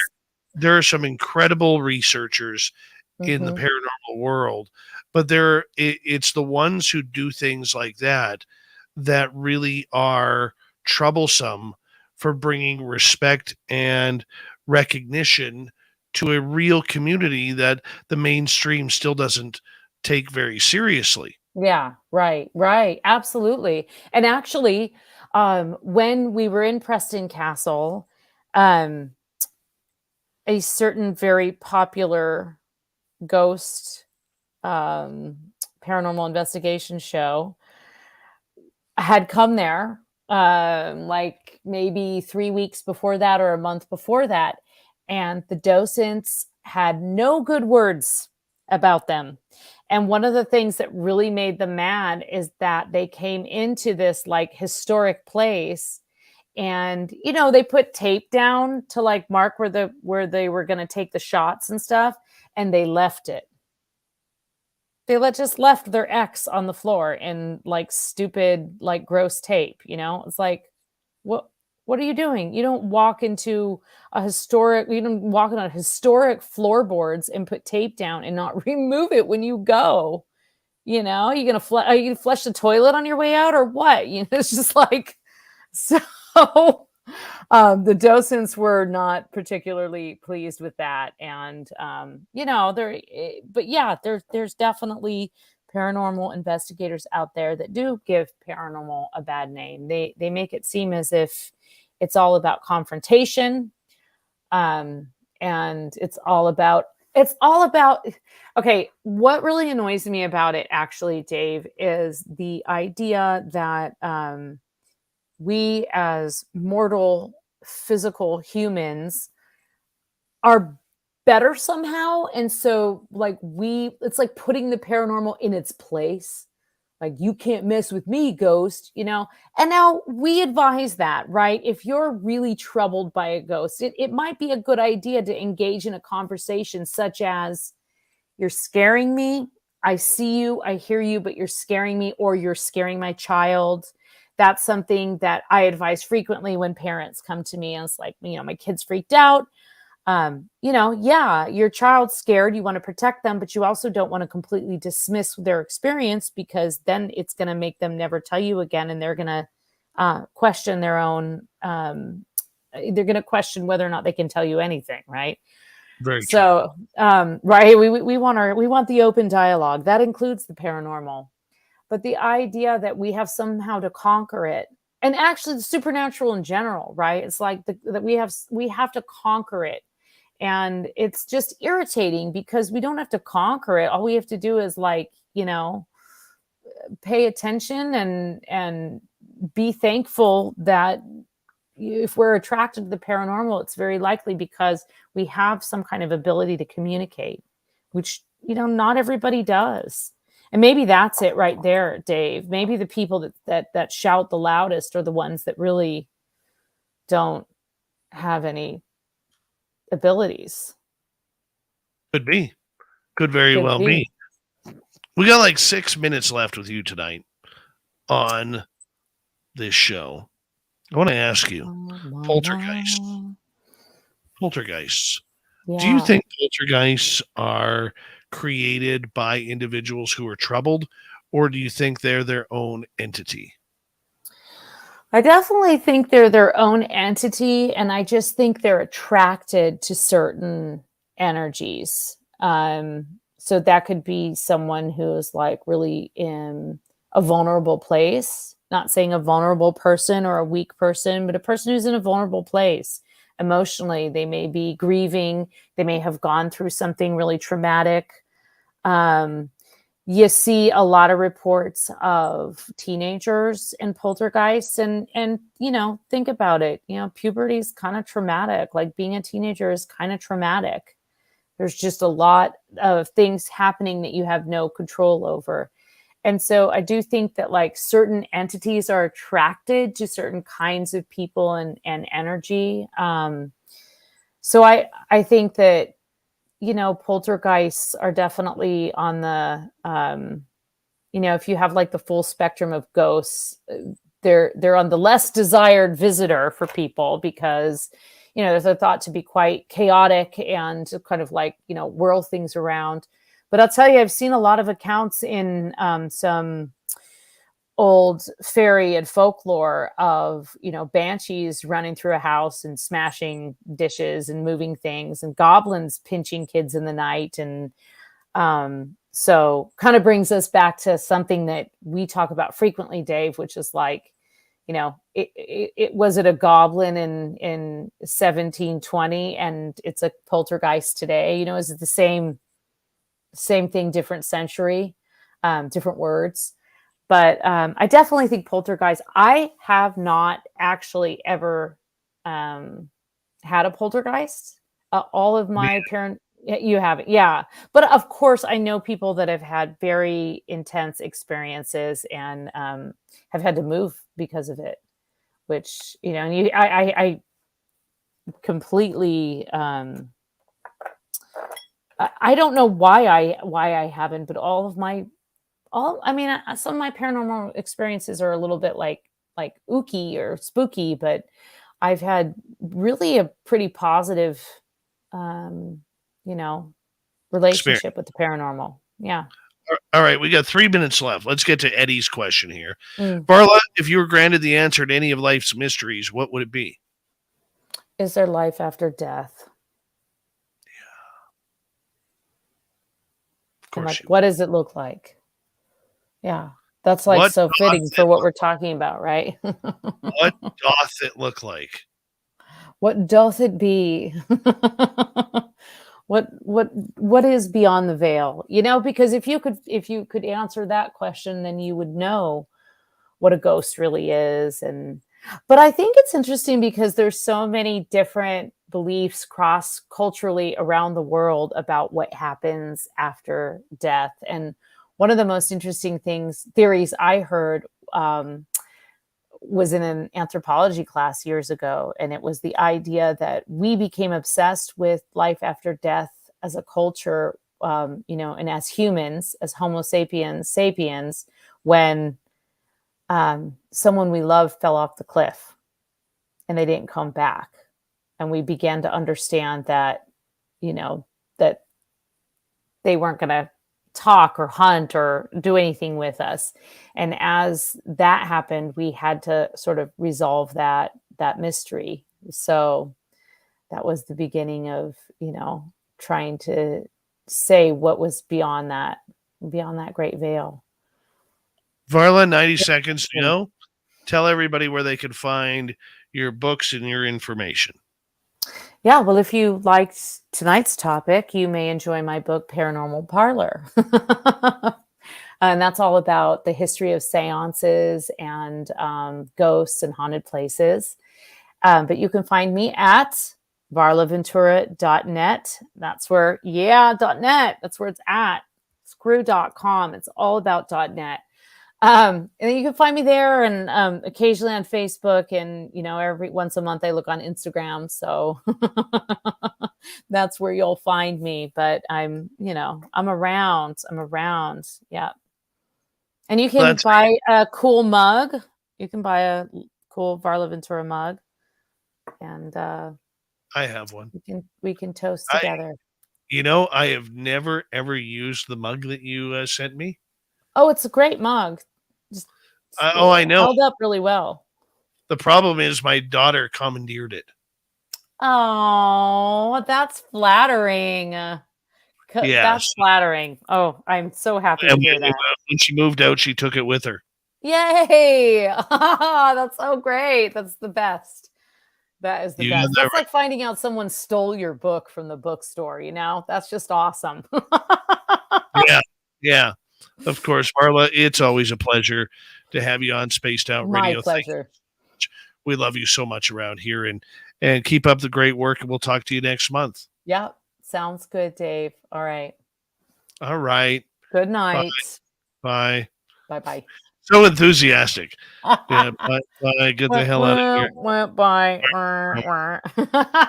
No, love Coming you. up Thank you. next, Fog Dweller's going to be here with us, telling us another spooky story. And then Super Duke from World Bigfoot Radio brings in the Cryptid Report. We have 1 hour to go on Spaced Out Radio. Let's make it rock together, shall we?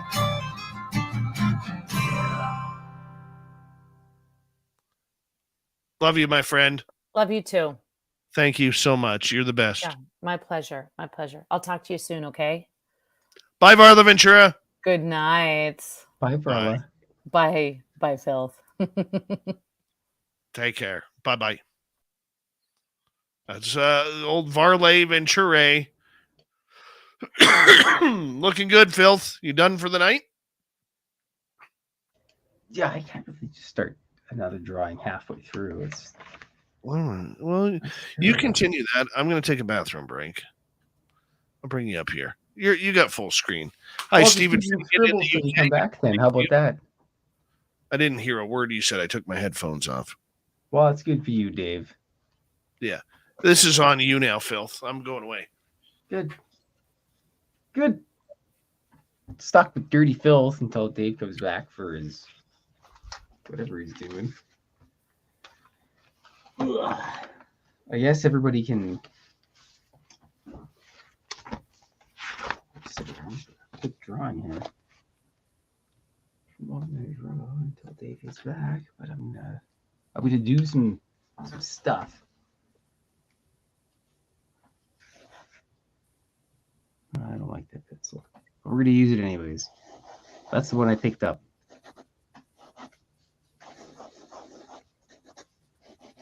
So usually I do let's just do some exercises before the show, Jim.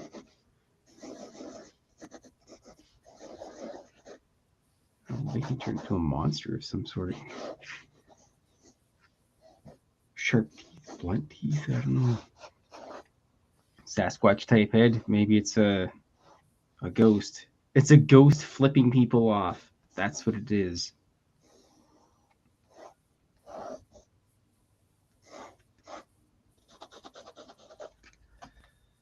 Oh boy. Grab the old water container. I wasn't expecting to do more water container in action. Let's see if we can whip this up. And in the time it takes Dave to go for a pee, it's a ghost flipping people off. He's like, I don't know, it's weird. It's a ghost. I could just watch you anytime. Sitting there in the morning on the toilet, reading the newspaper, going for a steamer, ghost is watching you.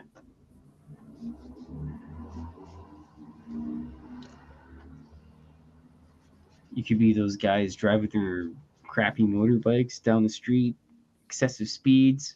Soon enough, dead. You're a ghost. Look at him. He almost looks like a blue banana.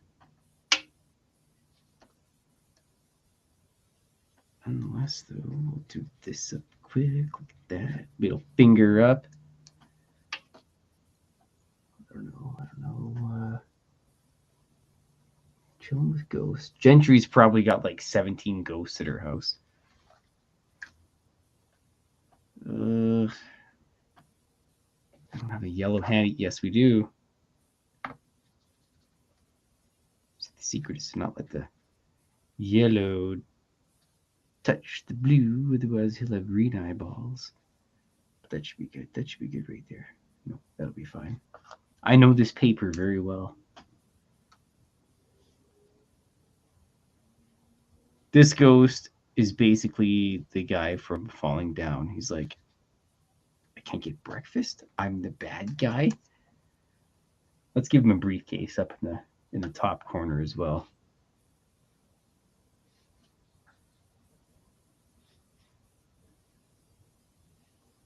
Briefcase.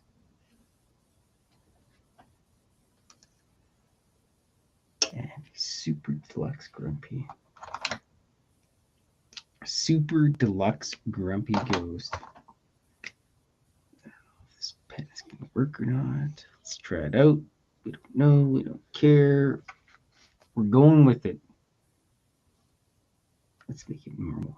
as we always do, Super Deluxe Grumpy Ghost.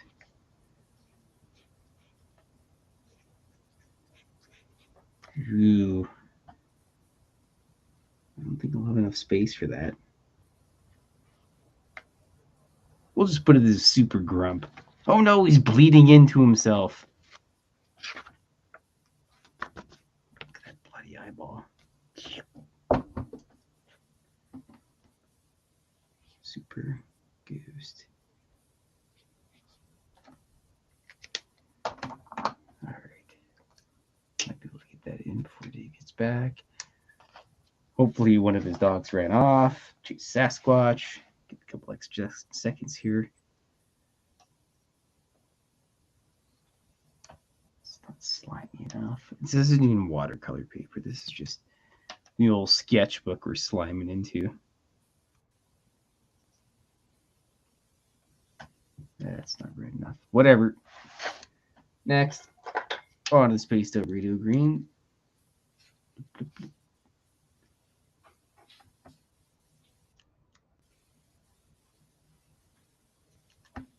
Suck her up right here. All right, Dirtus, I'm back. We're going to head to the swamp here. Okay. Hi, Super. We'll get to Super Duke in a minute. Filth will put you on mute. Put me up here. And here we go. Oh, sorry. We got 25 seconds. I was all panicky there for a second. Thank you to Smithy, GTO, Thomas, Eddie ×2 for the super chats. Don't forget, everyone, give us a thumbs up or thumbs down and hit subscribe if you're new. The algorithms really work with us. Hey, Body Tech. Hi, Super Quest. How you doing? Here we go.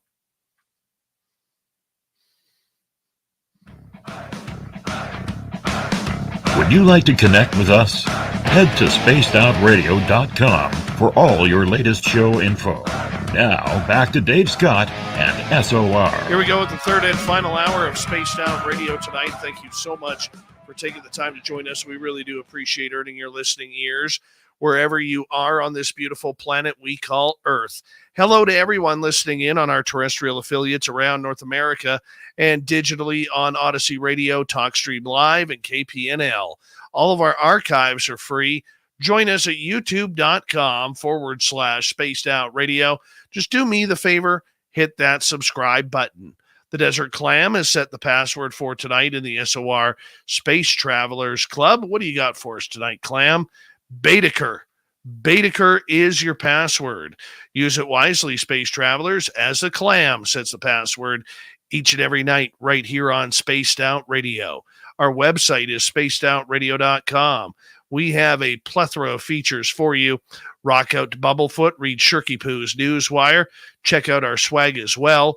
Follow us on Twitter at Spaced Out Radio, Instagram at Spaced Out Radio Show, and on TikTok at Spaced Out Radio. All right, let's head to the swamp. Our resident swamp dweller has another spooky story for us. Let's make it a good one, shall we? Hi, Spaced Out Radio listeners. This is Swamp Dweller. It's time for your nightly dose of spookiness on the show. If you have an interesting encounter or a spooky story that you would like to share, be sure to submit them in at swampdweller.net. You can also find our YouTube channel at youtube.com/swampdwellerreads. Now, let's chill out, relax, and together, let's enter the swamp. This is my first-hand story. I hope you enjoy it, as it is all true. This happened in Kentucky about a year and a half ago, somewhere in the summer of 2019. Back when my wife and I were foster parents, and we had a sibling group of children in our home. One typical week during the summer, one of the little boys screamed in fear in the night. We jumped up as fast as we could and ran to his room. We turned the light on, and we said, "What's going on, son?" He replied, "There was a man in my window. He was waving at me, but I didn't wave back."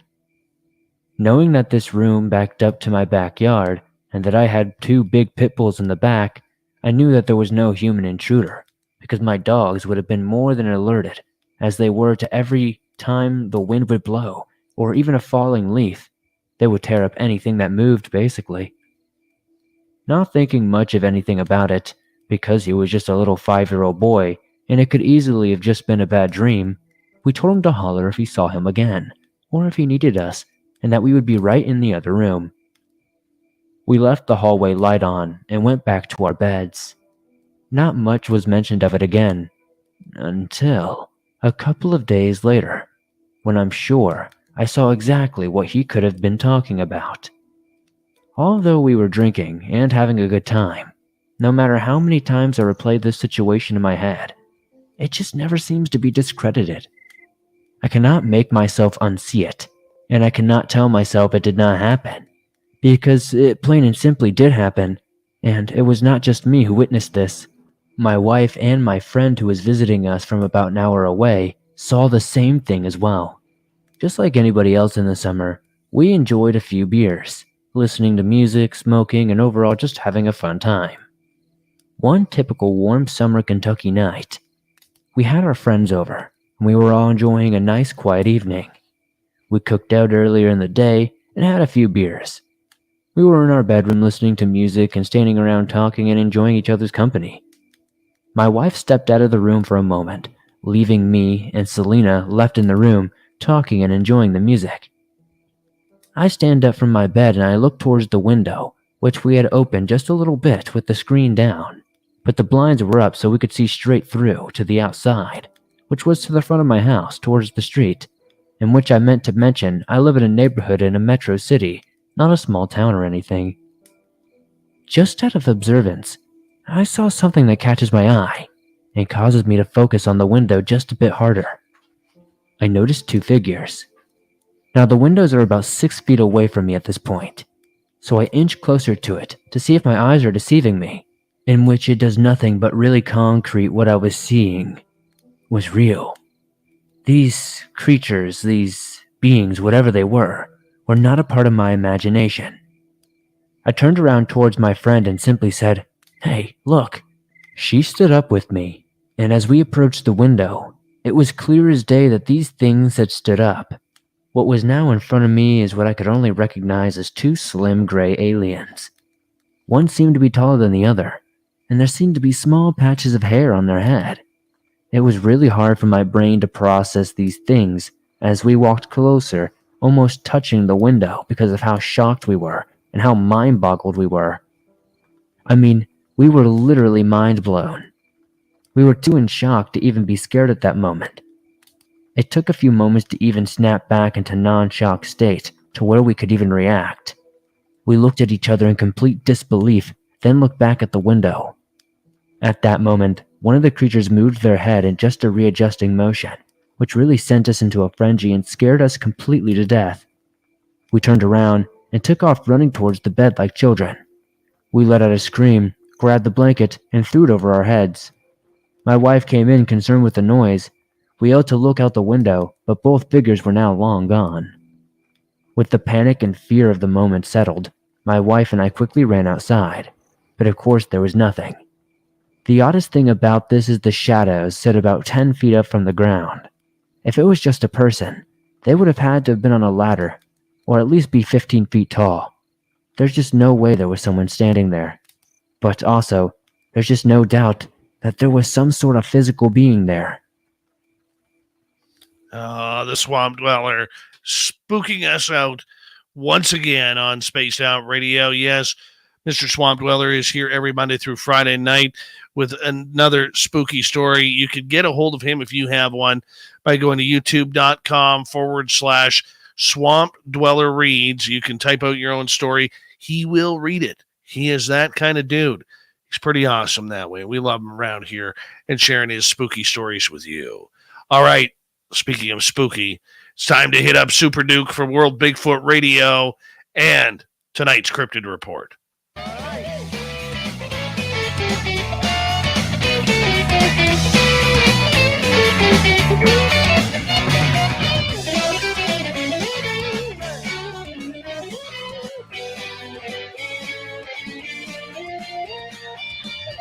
All right, let's get right to it while I still have the voice. Super Duke from World Bigfoot Radio is here. How you doing, buddy? Hanging in there, Dave. glad to see you've still got a voice. You made it to the end of the week. You were sounding a whole lot like Alex Jones a couple days ago there. Oh, don't insult me. Don't insult me like that. That hurts my feelings. You had that awesome gravelly voice going, like you had been gargling with gravel pits first thing in the morning. Oh my goodness. That just hurts. That just hurts. Yeah, I know the feeling though, buddy.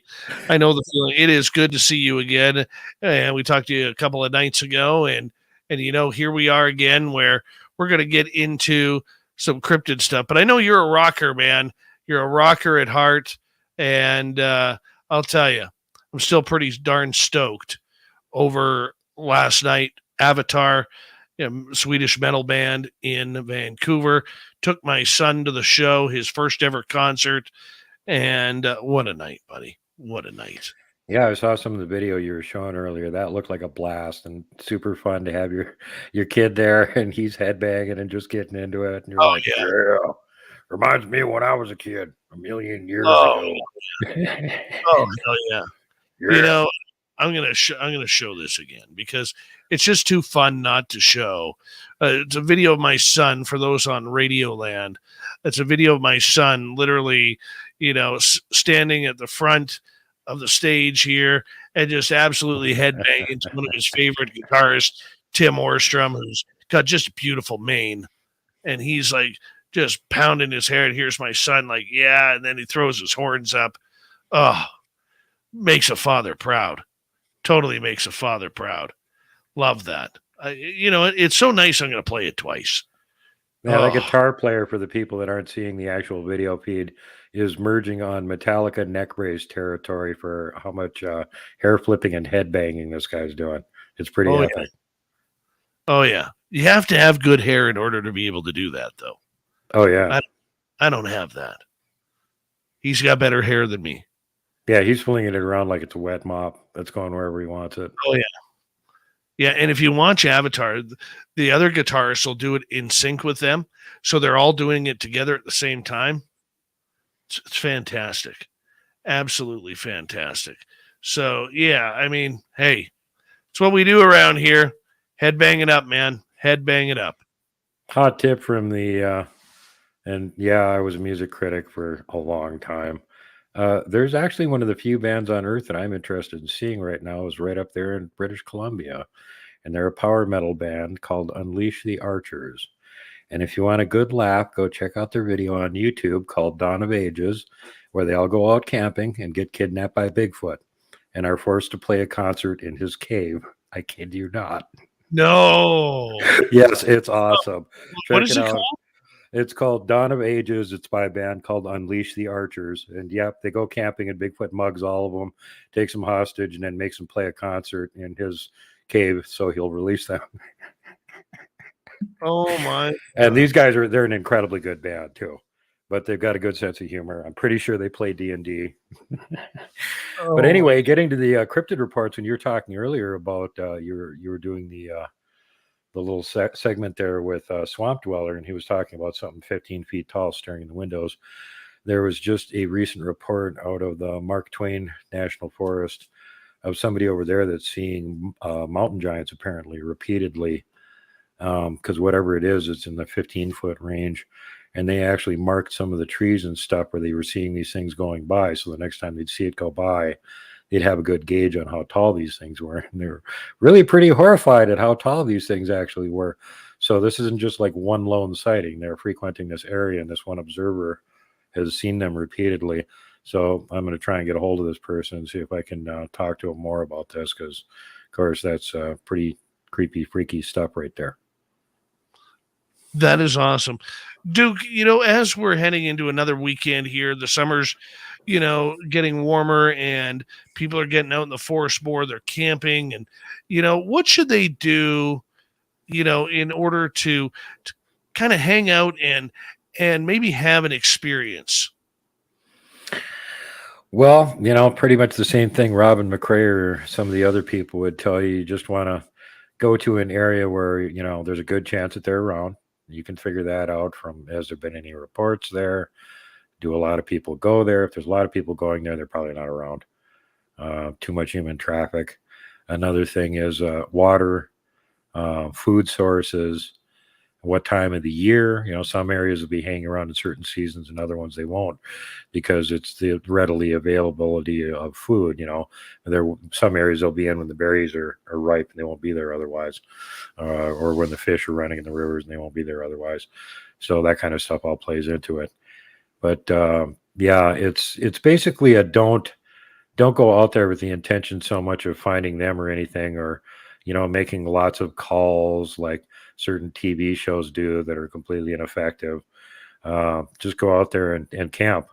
And like we're showing in the video right now, Bigfoot will come up and mug you and haul you out to his cave. Oh, this is just great. Oh, it gets way better, Dave. It gets way better. The music is excellent too, so make sure to listen to it at some point. Well, That's their drummer. Their drummer's a machine. This guy's amazing. I can't play the music because No, I know you can't on the radio, but when you have a chance later, go back and check it out. Oh my God, these guys are absolutely amazing. Oh, he's about to get the frying pan to the face here. Yep. Oh yeah, Sasquatch throwing a little frying pan to the face. Now she's the only one that's out there actually looking for Sasquatch. That's the vocalist. So of course that's the last one he captures, the one that's actually looking for him. Oh my goodness, this is just great. It's good. It is indeed good humor. Well, while everybody is enjoying this on the screen here, let me read you guys a couple interesting reports. And these ones are from the father of cryptozoology, Ivan T. Sanderson, and his book Abominable Snowman: Legend Come to Life. And this book is so ancient, it was released the same year I was born. So it's older than dirt. Came out in the Middle Ages at some point. So he's got a couple stories from up there near where Dave lives. This one he got from Mr. J.W. Burns, goes as follows, and comes from a local named Charlie Victor, resident of Chilliwack on the Lower Fraser. He says right the first old house. Yeah, exactly. Oh, now they got him in the cave. He's showing him what he wants him to do. Well, anyway, back to the story. Charlie says the first time I came to know about these people, and he's referring to the Sasquatches, I did not see anybody. 3 young men and myself were picking salmon berries on a rocky mountain slope 5 or 6 miles from the old town of Yale. In our search for berries, we suddenly stumbled upon a large opening in the side of the mountain. This discovery greatly surprised all of us, for we knew every foot of the mountain and never knew nor heard there was a cave in the vicinity. Outside the mouth of the cave, there was an enormous boulder. We peered into the cavity but couldn't see anything. We gathered some pitchwood, lighted it, and began to explore. But before we got very far from the entrance of the cave, we came upon a sort of a stone house or enclosure inside the cave. It was a crude affair. We couldn't make a thorough examination, for our pitchwood kept going out. We left intending to return in a couple days and go on exploring. Now, the old Native Americans nearby, to whom we told the story of our discovery, warned us not to venture near the cave again, for it was surely occupied by a Sasquatch. That was the first time I heard about the hairy men that inhabit the mountains. We, however, disregarded the advice of the old man and sneaked off to explore the cave. But to our great disappointment, upon arrival, we found the gigantic boulder had been rolled back into the mouth of the cave and was fitting in place so nicely that you might suppose it had been made for that purpose. And story number 2, this one is actually a signed affidavit from I.W. Rowe on the city of Edmonton, the province of Alberta, on the 26th day of August, AD 1957. He says, ever since I was a small boy in the forests of Michigan, I have studied the lives and habits of wild animals. Later, when I supported my family in northern Alberta by hunting and trapping, I spent many hours just observing the wild things. They fascinated me. The most incredible experience I have ever had with a wild creature occurred near a little place called Tête Jaune Caché, BC, probably mispronounced it, about 80 miles west of Jasper, Alberta. I had been working on the highway near this place for about 2 years. In October 1955, I decided to climb 5 miles up Mica Mountain to an old deserted mine, just for something to do. I came inside of the mine about 3 o'clock in the afternoon after an easy climb. I had just come out of a patch of low brush into a clearing when I saw what I thought was a grizzly bear in the brush on the other side. I had shot a grizzly near that spot the year before. This one was only about 75 yards away, but I didn't want to shoot it, for I had no way of getting it out. So I sat down on a small rock and watched with my rifle in my hand. I could just see part of the animal's head and the top of one shoulder.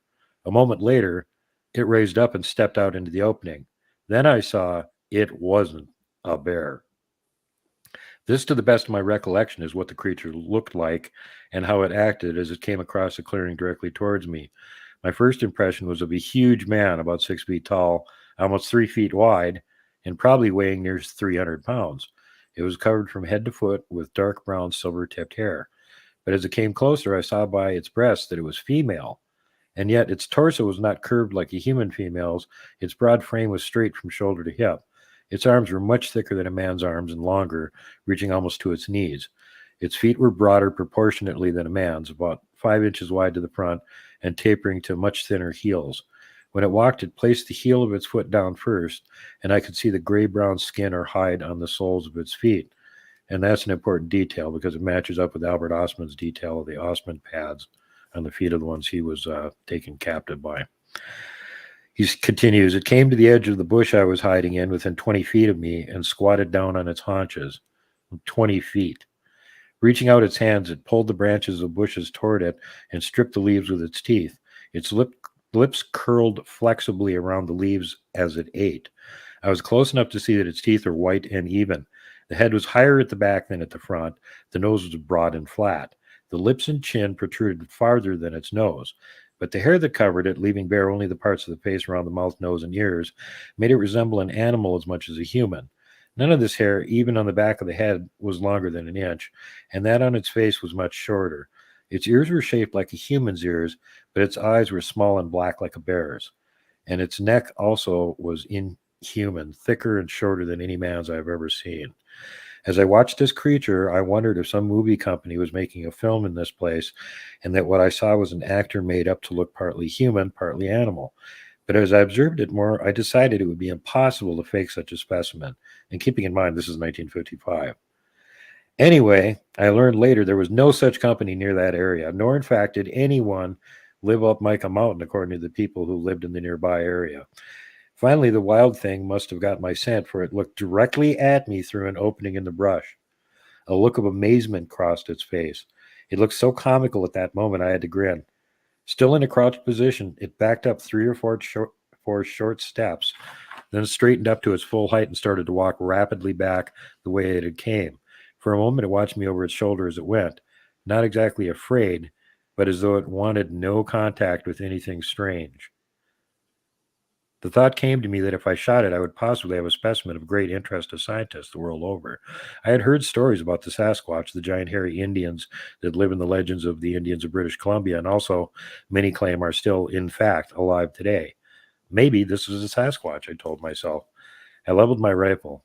The creature was still walking rapidly away, again turning its head to look in my direction. I lowered the rifle. Although I called the creature it, I felt now that it was a human being, and I knew I could never forgive myself if I killed it. Just as it came to the other patch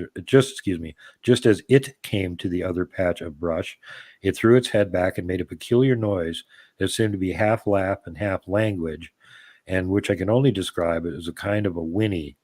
Then it walked from the small brush into a stand of lodgepole pines. I stepped out into the opening and looked across a small ridge just beyond the pine to see if I could see it again. It came out of the ridge a couple of 100 yards away from me, tipped its head back again, and again emitted the only sound I had heard it make. But what this half laugh, half language was meant to convey, I do not know. It disappeared then, and I never saw it again. I wanted to find out if it lived on vegetation entirely or ate meat as well, so I went down and looked for signs. I found it, and he's talking about droppings. Losing my place here. In 5 different places, and although I examined it thoroughly, could find no hair or shells or bugs or insects, so I believe this one was strictly eating a vegetarian diet. I found one place where it had slept for a couple of nights under a tree. Now, the nights were cool up in the mountain at this time of the year especially, and yet it had not used a fire. I found no signs that it possessed even the simplest of tools, nor did I find any signs that it had a single companion while in this place. Whether this creature was a Sasquatch, I do not know. It'll always remain a mystery to me unless another one is found. And he concludes, I hereby declare the above statement to be in every part true, to the best of my powers of observation and recollection. Signed, William Rowe, 1955. Great stories tonight, Super Duke. Appreciate that. Where can everybody find World Bigfoot Radio? We got 10 seconds. Get over to YouTube, World Bigfoot Radio on YouTube. You can find me also on BitChute, Rumble, Odyssey. Perfect. And you froze up right at the exact same time that we needed you. Super Duke from World Bigfoot Radio. Coming up next is Dave 101. And we got Shirkypoo's news. Stay tuned. Lots more to come on Space Down Radio. Rock and roll, Super Duke. Yeah, now you got an awesome power metal band up there in BC that you can check out. And I'll send you a couple links to their best videos on MeWe, so you can check those out first. These guys are just machines. Wait till you see this one studio, the recording that they did. And it's just like, oh my God, I can't believe humans can even play this. And plus they're making it look easy, of course, you know. Hey, check out iMonolith. iMonolith? The letter I and then monolith. Okay. They were the opening gig last night. They're fantastic. Fantastic. I'll definitely have to check them out. Yeah, I just got to give big points to Unleash the Archers because of how clever they are, and they do so many interesting things with their videos. It's like as soon as you give them any kind of budget, they do something weird with it. They had one where they were the Road Warriors in Australia, and they got a bunch of them with, you know, like D&D theme, invading armies, and whatever they can afford. They have way too much fun with their videos, as you can see, where they get captured by Sasquatch and forced to play in his cave. Right on. Right on. Well, it's always good to see you, buddy. Yep. Yeah, it's just busy here this time of year. I got another half-hour-long video I'm putting out before this weekend. It's going to cover the recent stuff that happened up in Coloma, the track line I found up there, the cryptids that we found in the video that we shot while we were up there last time. Show those. And then this coming weekend, I have the return of the Sulphur River Sasquatcher, Stephen Hill, back to the show to catch us up on everything he's found over the last 8 months or so, which is a pretty good amount of stuff. I actually showed a couple of them on my community tab on YouTube. It's like, well, that's a really good picture. And right before I came on the show, one of my former guests up in Alaska that did a show when he was hunting moose, and they ran into tons of Bigfoot tracks. And so they kind of spent a whole day running around filming those instead of hunting moose. Thanks, guys. That was mighty nice of you. Well, he just sent me, he's out in the woods again playing around, and he sends me this picture of this perfect track in the mud, 22 inches long. 22 inches. Yeah, big boys up there in Alaska, Dave. Yeah, no kidding. Big boys. Let's go find some of them. Well, they live here too. You know what? I don't know if you heard the story the other night. Did I talk to you about that? About the guy came in? Yeah, the guy that saw the thing on all fours run across the road. I still can't figure out what that is. I'm still thinking about that. Yeah. Something that got displaced from Nahanni and is out touring around for the summer. Yeah, right. God.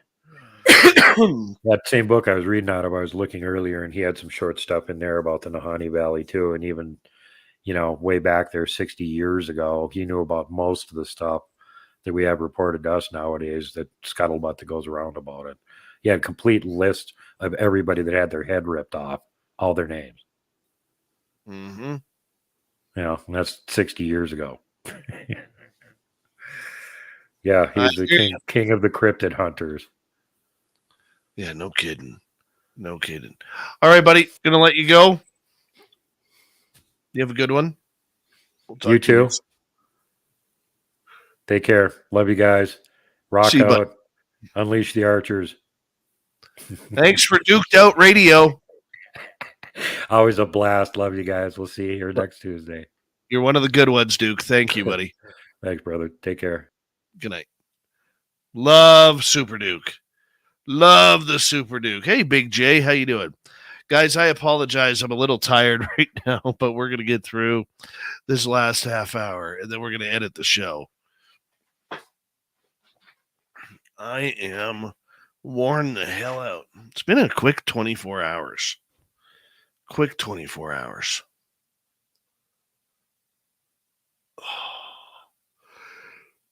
Oh, yes. Oh, yes. Change color, please. There we go. Yeah, it's been a quick 24 hours. Old Davey's tired. Davey's going to catch up on some sleep this weekend.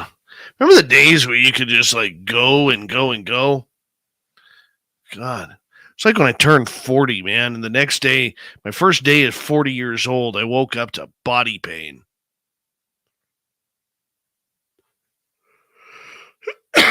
Excuse me.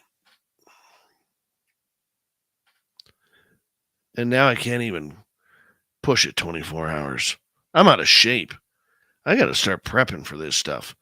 Big thank you to Eddie ×2, Thomas, GTO, and Smithy for the super chats. And we're still 11 away from 100 thumbs up. We need those for the algorithms, if you don't mind. And don't forget after the show to leave a comment down below. Tell us what you thought of tonight's show. And yeah, let's get this thing going right now.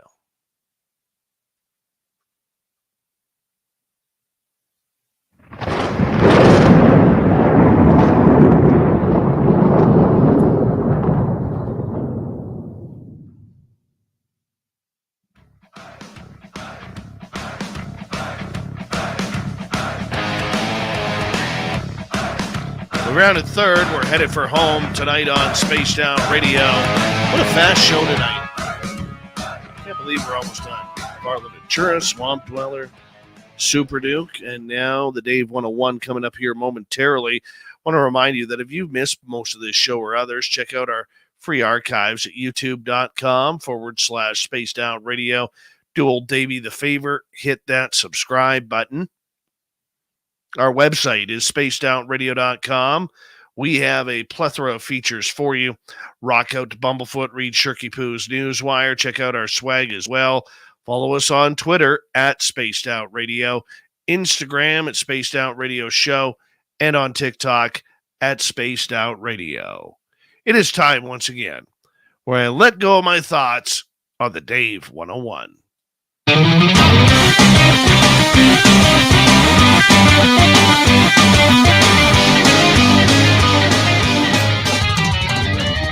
It's time for Dave 101.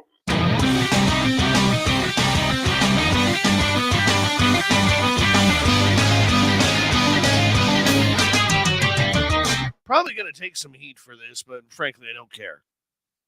There's two things that I want to discuss about the UFO world right now.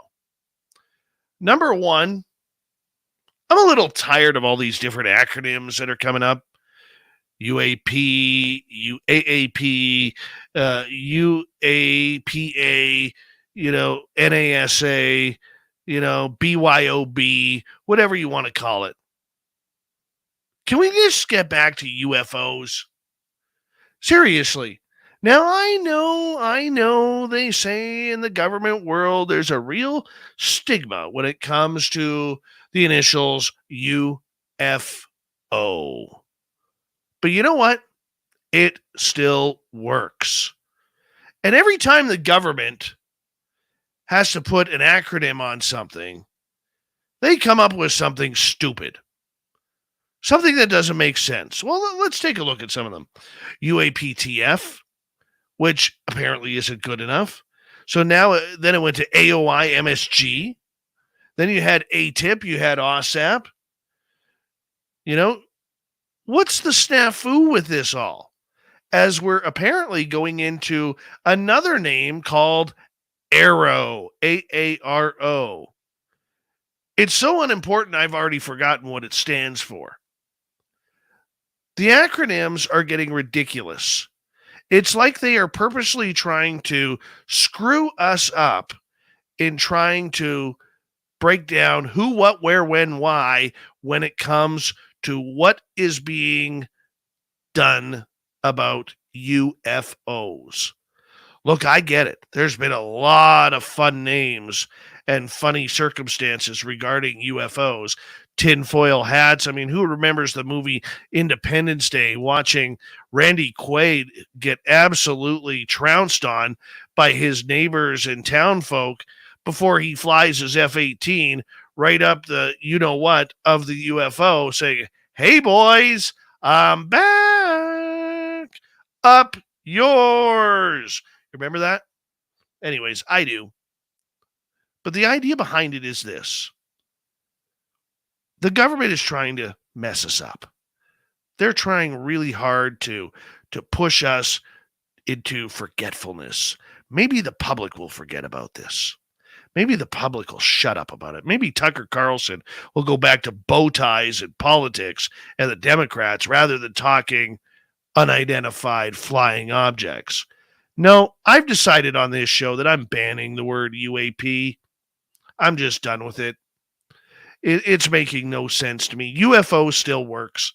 It doesn't matter who you are, what you say about the subject. Well, the argument behind it is UAP literally means everything. It means that it could be a drone. It could be a seagull in the air. It could be another fighter pilot. It could be a UFO. It could be absolutely anything, from balloons to Chinese lanterns to, flying winged objects in the sky, like birds. Yep, those are all UAP. Nah, UFO still works. It still works perfectly for what we do. So therefore, yeah, we may have some guests in the future who UAP it up because they want to be popular. They want to use them handsome words and those handsome acronyms, but not me. No, not me. I'm not doing it. I refuse. Absolutely refuse. Because for 75 years, UFO worked perfectly. Now, Dave, let's think about this for a second, because UFO doesn't cancel out what's happening underwater. Well, technically it does. Technically it does. That's why we have USO. It's a different thing. But still, they seem to be flying in the sky, coming out of the water. And there we are. Boom. UFO. It works.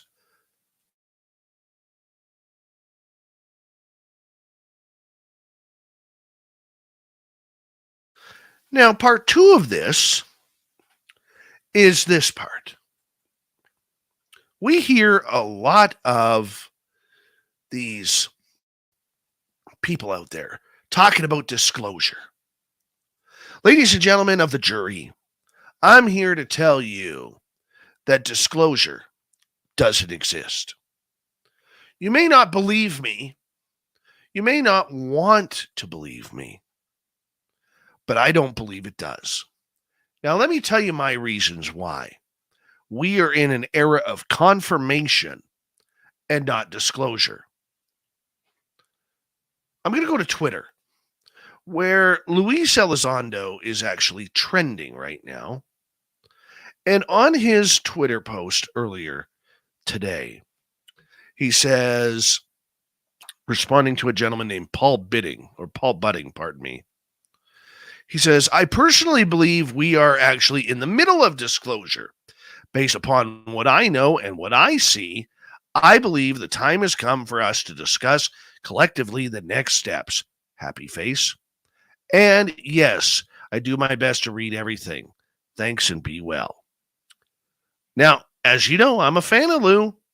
I'll wave the Lou flag anytime because I believe he's trying really, really hard to bring us the news that we need to know, that we are not alone in this universe. But I'm going to tell you this. Disclosure is everything. It's Roswell. It's Eisenhower. It's Kecksburg. It's Phoenix. It's the LA lights back in World War II. It's aliens, it's ET contact, it's crash retrievals, it's Bob Lazar, it's David Adair, it's every experiencer that has come out, Travis Walton, Samantha Mowat, Melinda Leslie. It's everything. Do we have crash bodies? Do we have little grays? Have we been in contact with aliens over the decades? Are there ancient aliens? Did they help build civilizations? Are they time travelers from the future? Or are they from outer space? Disclosure means everything. You cannot pick and choose like a choose your own adventure on what disclosure means. Now, for people like Elizondo who are in the middle of everything, they've seen the videos, they've investigated the cases, whether it's military or personal. They've seen the internal data on these coming well before, any type of military branch deciding, oh, well, maybe we're going to cover UFOs now. No, they've known forever. They have. They've played us for fools. And now they're playing us for fools once again, saying that this is disclosure. We are working on disclosure. No, you're not. Here's why. If you were working on disclosure, there's no secrets when it comes to true disclosure. We're not hiding videos. We're not, bragging about 21-minute videos or black triangle videos or videos of alien abduction if disclosure was real. We're not having hidden scientific data, which Eric Davis is working on. Elizondo's worked on it. Chris Mellon knows about it. Gary Nolan is investigating it. Scientists at Rice University are investigating it. Hell, MUFON has investigated it. It doesn't work that way for disclosure if you are keeping information out of the public eye. Does not work. This is why we are in an era of confirmation. We see the games being played at the Pentagon with all of the acronyms and all of the new divisions that just never seem to be good enough, so they have to restructure it every 3-4 weeks. The public deserves to know what disclosure means. This is why I always talk about this hidden Pandora's box somewhere in the depths of the Pentagon that holds all the UFO information that we will not see. The only person to come out publicly and state about what true disclosure is Congressman Tim Burchett, who has come out and said, we're not getting any closer to disclosure, and disclosure means everything. Everything. There's no hidden gems here, people. This isn't hide and seek, where you always try and find the person you hate the most first. And you never go after your buddies. If there's a 21-minute video, bring it out. If the Canadian government is sending UFO files to the US and NORAD, we need to know. Okay? But you got to realize there's a lot of secrets that disclosure hides in its current form. It hides any sort of history prior to 2004. It hides any potential alien contact or technology we already have. It hides what the presidents knows and have known. It hides stories like Nixon taking Jackie Gleason to a base in Florida to see a UFO and alien bodies. Whether or not that happened, we don't really know. It's all hearsay. But it hides things.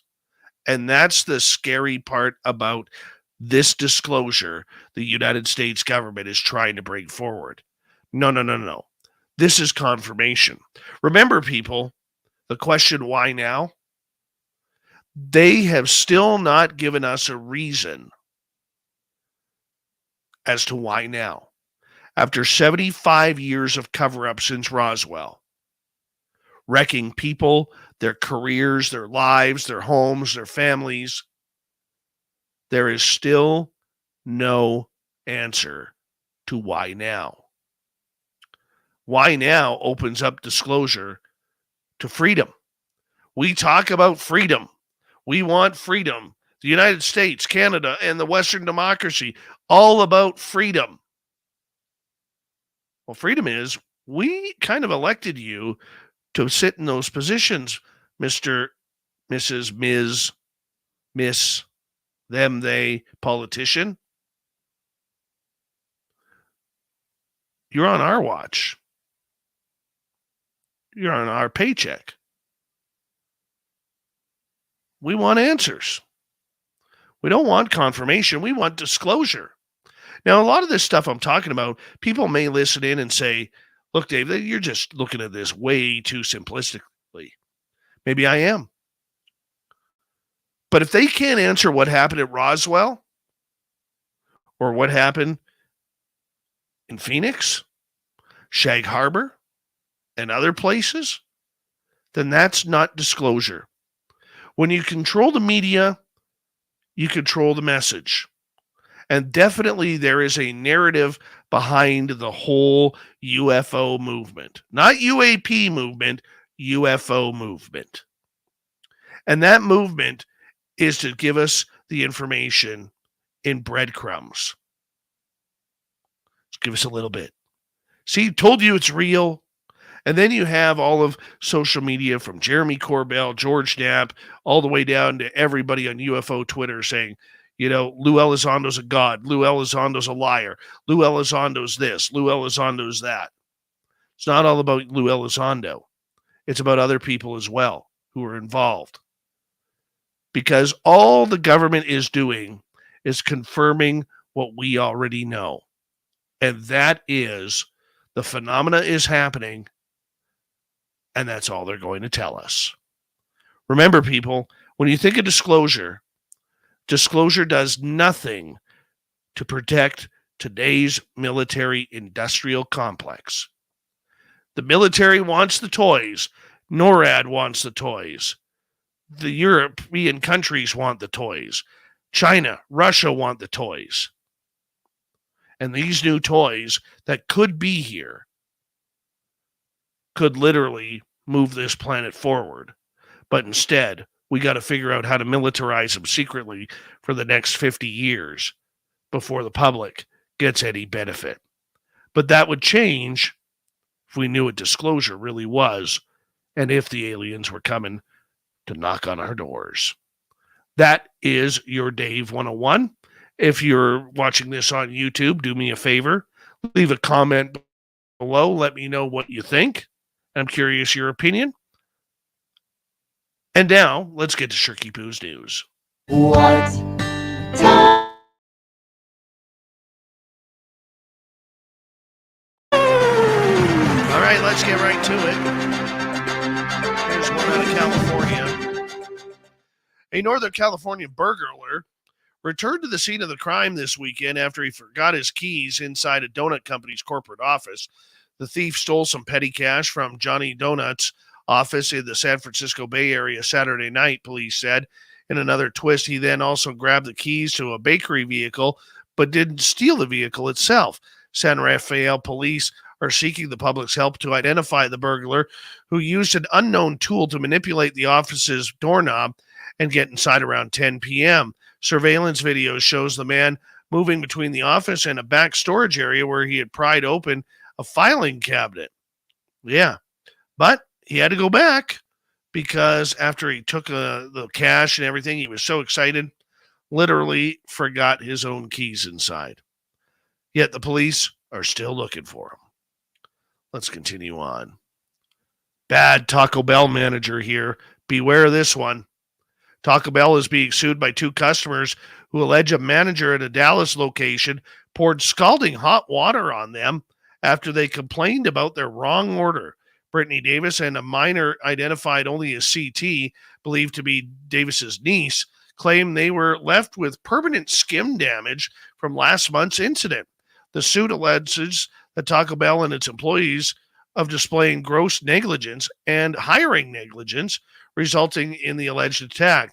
Davis and her niece went through the restaurant's drive-thru twice to get their order corrected, but were turned away both times. Then they parked and walked into the restaurant, which was closed at the time. They were denied once again by employees, and that's when a manager who wasn't initially involved approached with a bucket of hot water and poured it on the pair, allegedly dousing the girl's face and getting water on the chests of both victims. The manager returned with a second bucket of boiling water, but they were able to escape a second attack. The restaurant employees followed the wounded pair outside and taunted them as they drove off.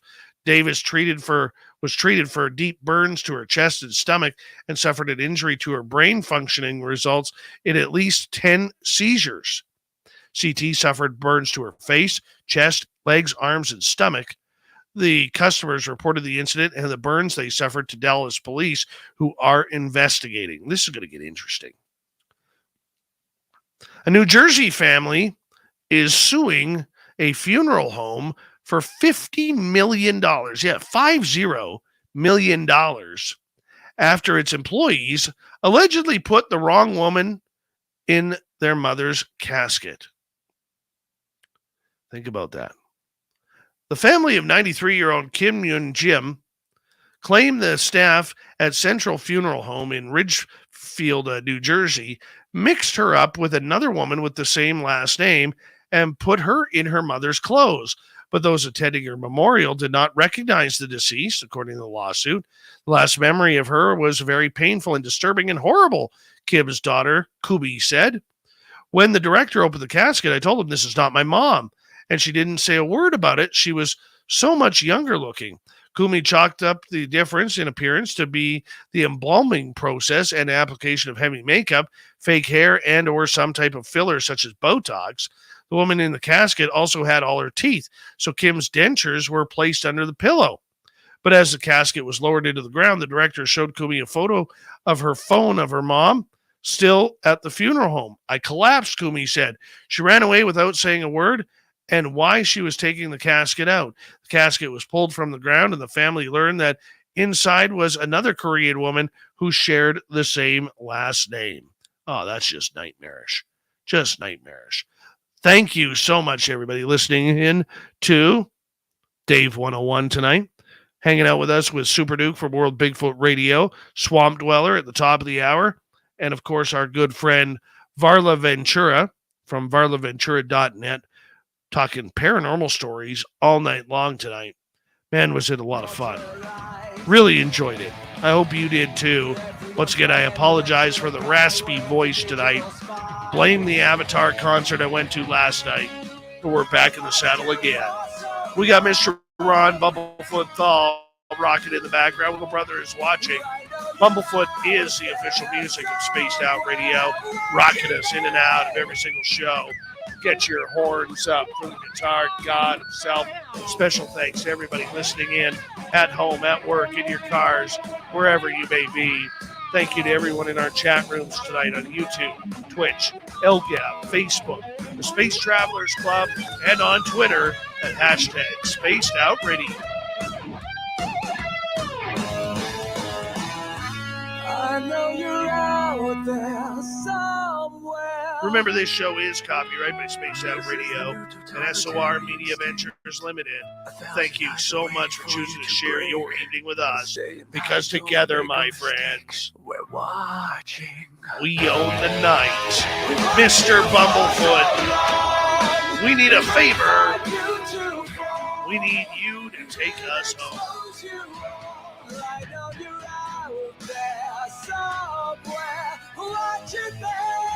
Yes, the Woo train has docked for the night. But soon, my friends, we shall ride again. Your seats are always available. Your tickets never expire. And if you want to bring a friend, we've got room for them too. Good night.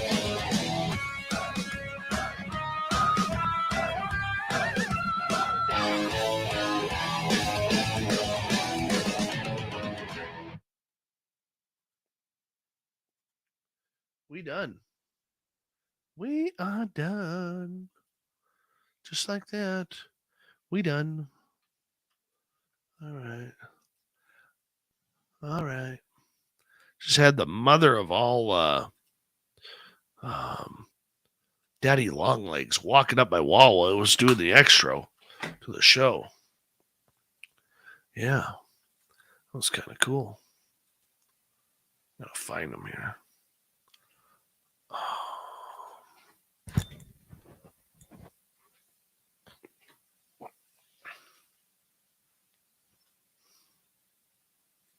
Mm-hmm.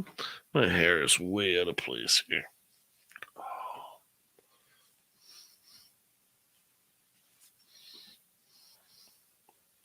It was some good headbanging last night, though. I will say that. High quality headbanging.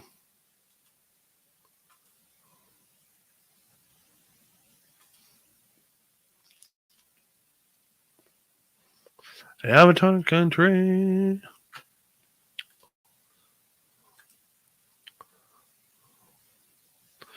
Avatar Country. We'll take good care of you. I'll bid you welcome to Avatar Country. Avatar Country. Avatar Country. Avatar Country. Yeah, I'm still into it. I wish I could play the song.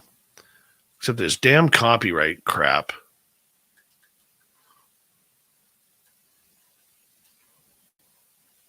Just crazy. Just crazy.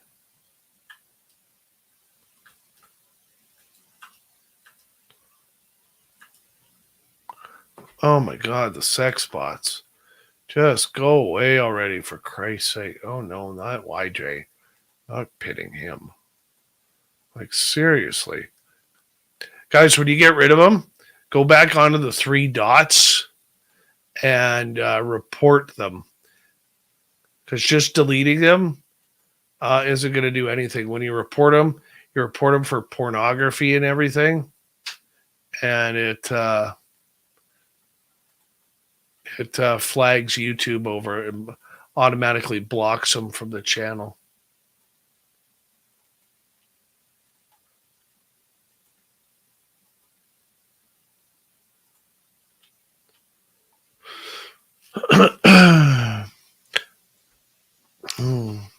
Look at the desert clam there getting all angry. Fuck off, you bastards! Get off my lawn!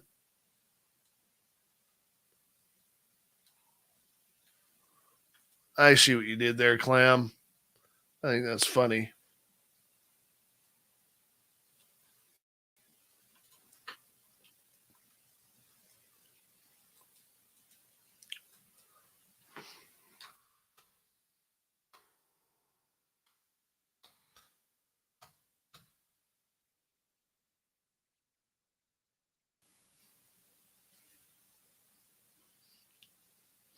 I'm officially going to be getting my hair cut soon. Just letting you all know.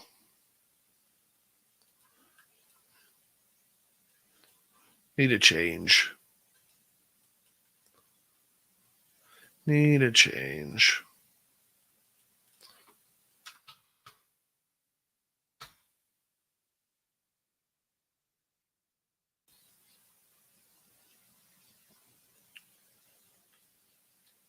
I can always grow it again.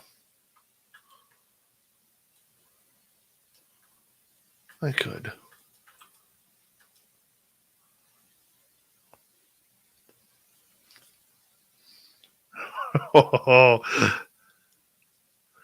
Oh. It's so bloody hot right now.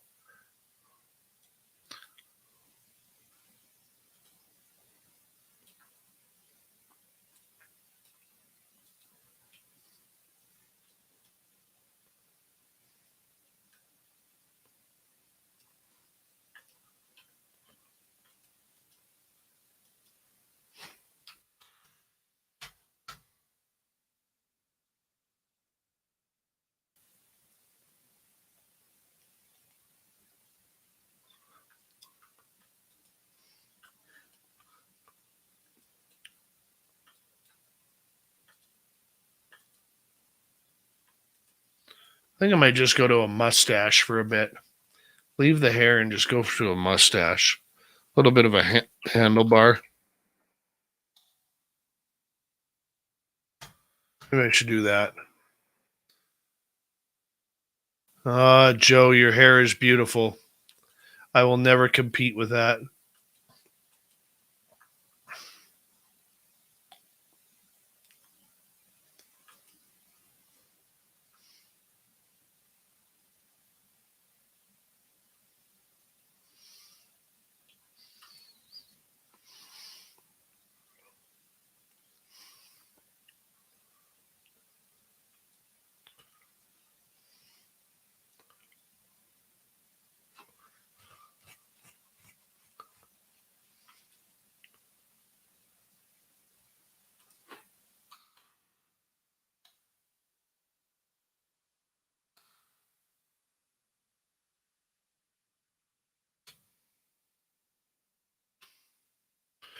All right.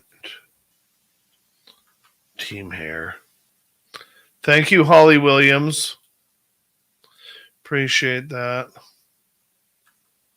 The Holly Williams.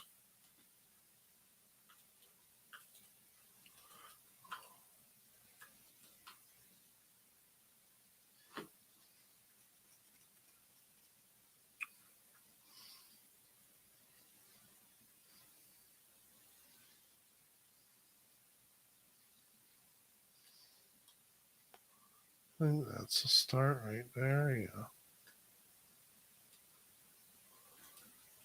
Anybody want to edit this for me? I'm really tired.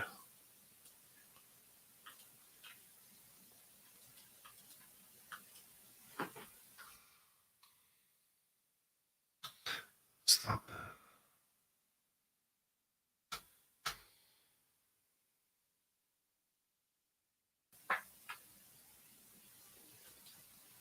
Oh, hell. Really?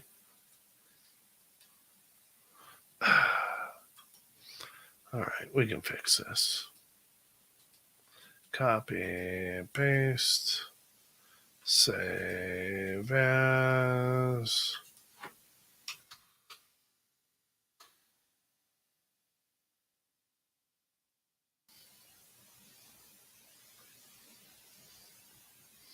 Very nice, YJ.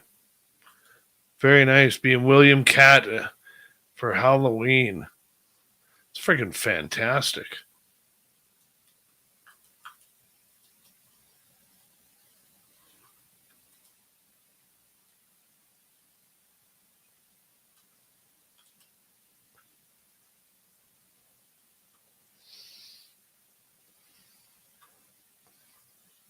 Oh, let's see, right there, I believe. No, more like right there.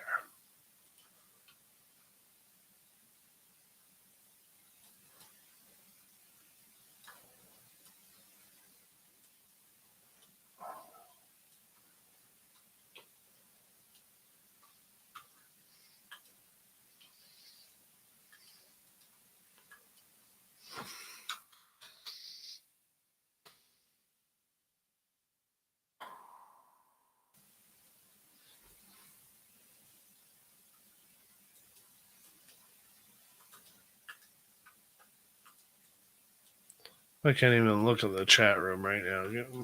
My eyes are just like, ah.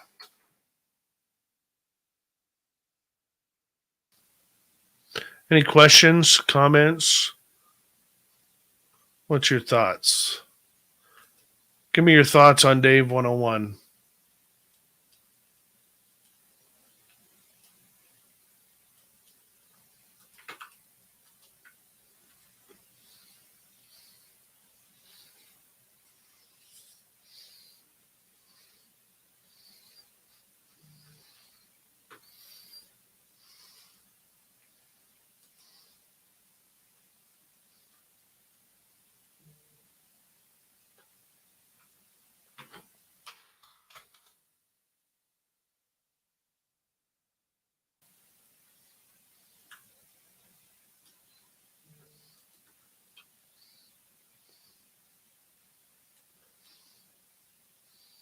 Where is this?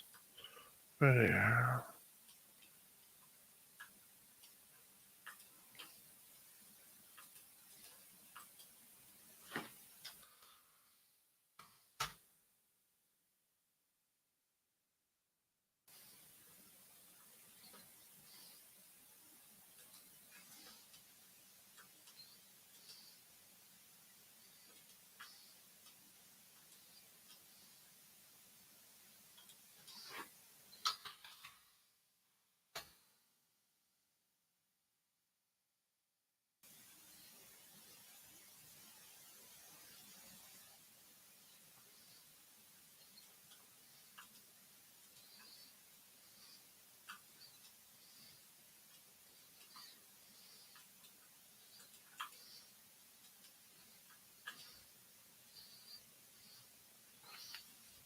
What is the name of the band, Dave? The band is Avatar. I'll type it in here.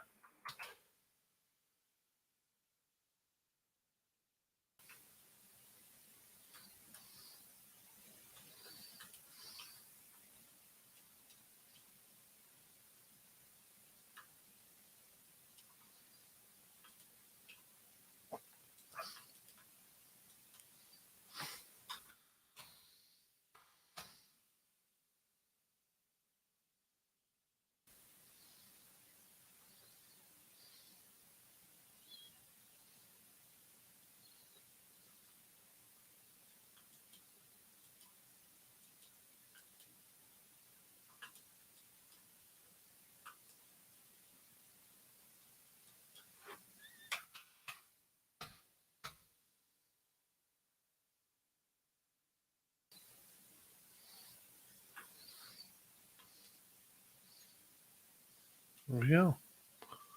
Almost done. Switch these over to MP3s.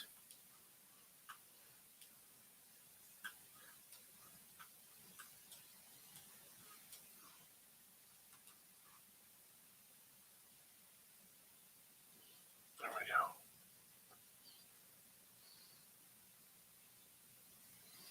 Hello, gorgeous Space Cadet Lottie. Where have you been hiding lately?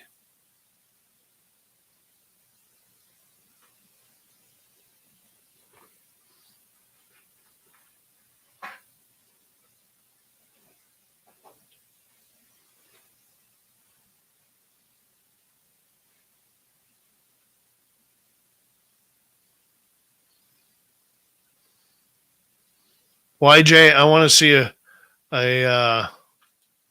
totally want to see a picture of you with the super curls.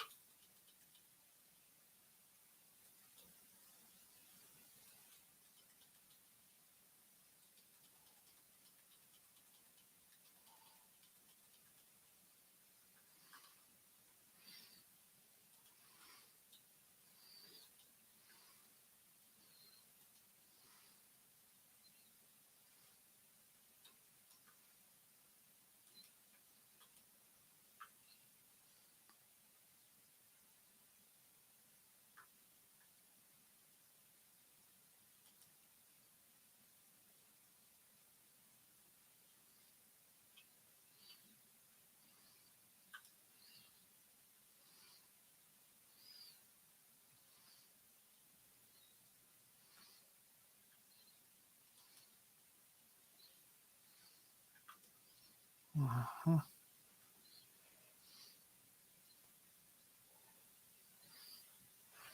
Yeah, YJ as Napoleon Dynamite. Cut us a rug there, YJ Dynamite. I'll be right back.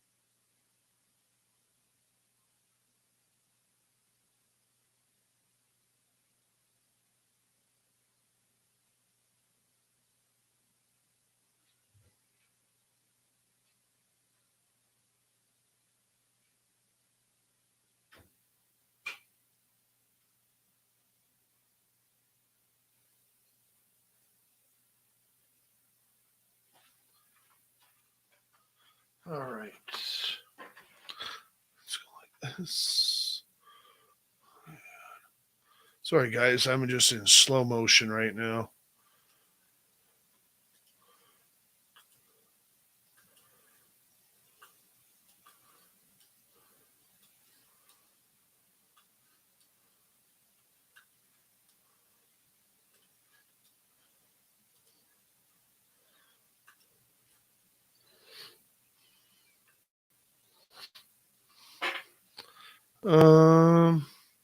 Let me see if I can find some pins on our store. How about that? Let's see here. Printify.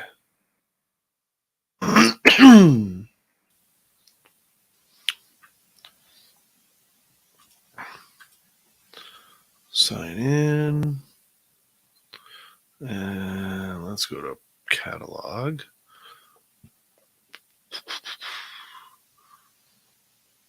Ornaments? Would they be under ornaments? Magnets and stickers? No. Try ornaments. Nope. Not there.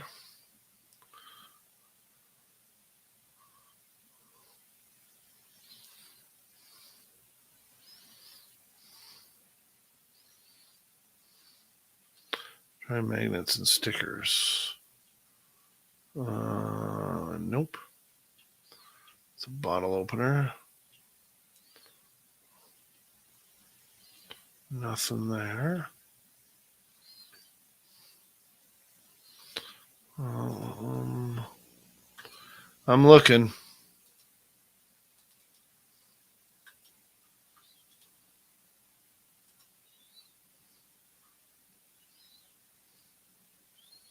There we go.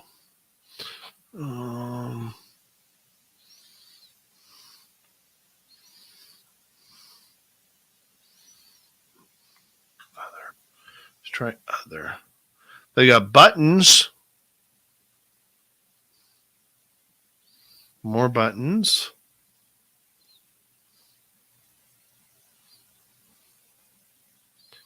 Keychains.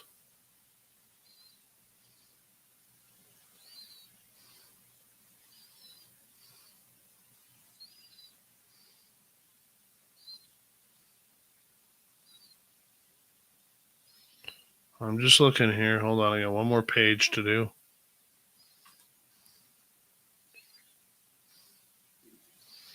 There's just buttons. Would buttons work?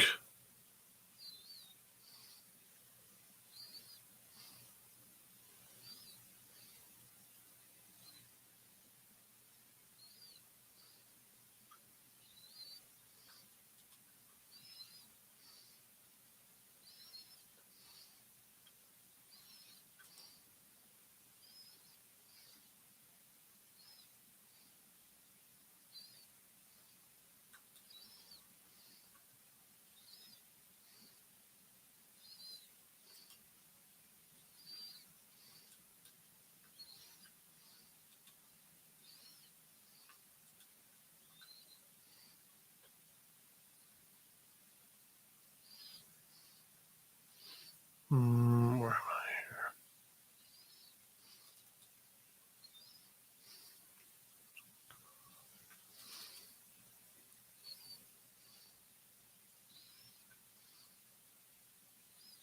here? It's a little too big. Let's bring that down.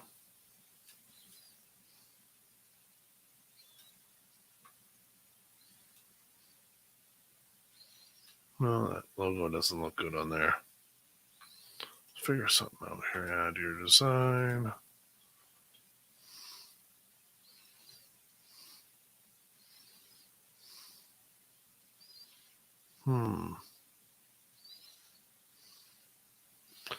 Cancel. No, let's go here.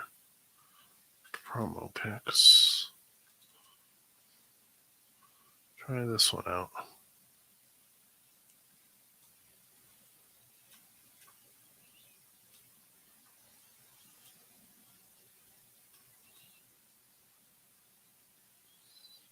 Almost.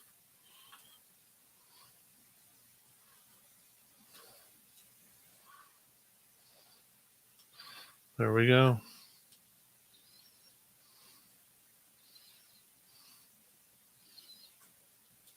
Okay, I've got buttons up there now. It's in the store.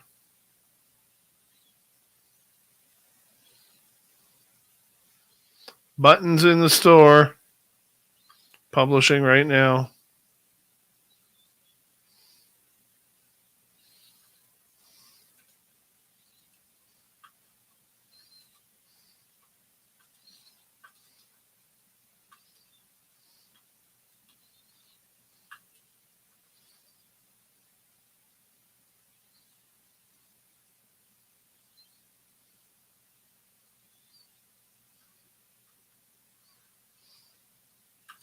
What kind of sandwiches are you leaving?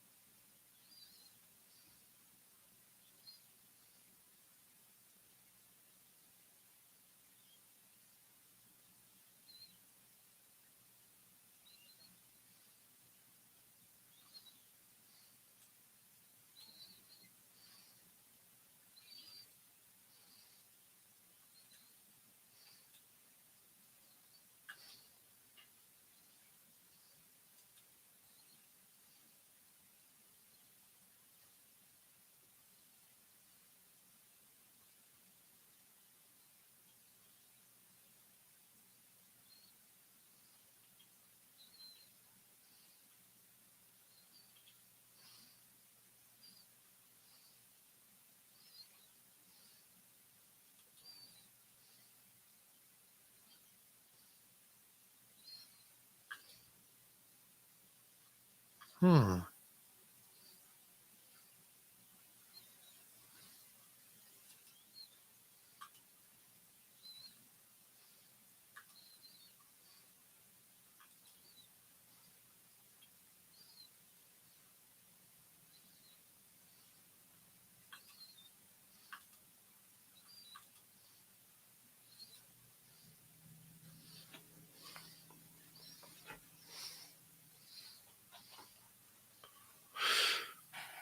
Interesting.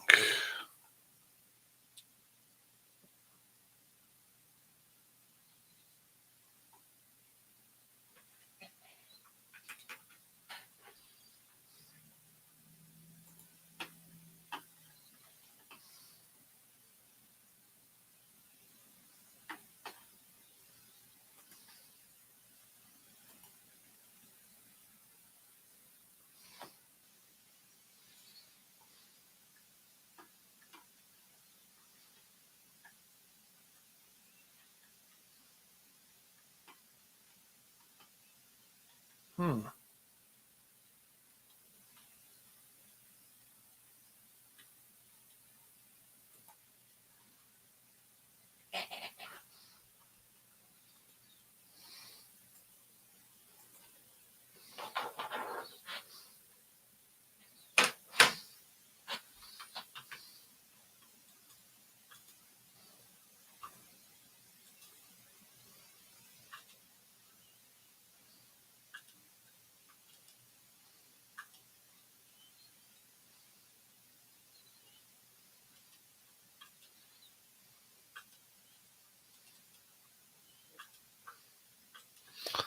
See if there's anything happening in Africa right now.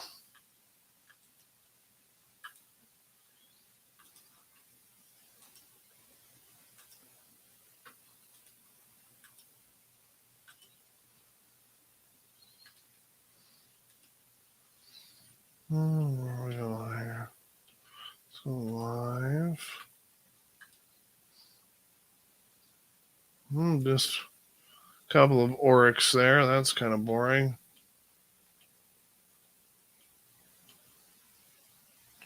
What's this? Let's go to Tembe. Birds. Yeah, we're not here for birds. Let's go to Rosie's Pan.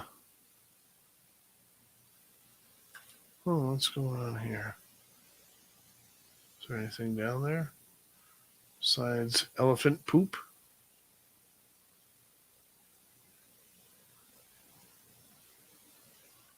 Nope. I like Rosie's Pan. What a towel. Oh, we got some camera movement here. Oh. Got a bird. It's a pretty cool looking bird.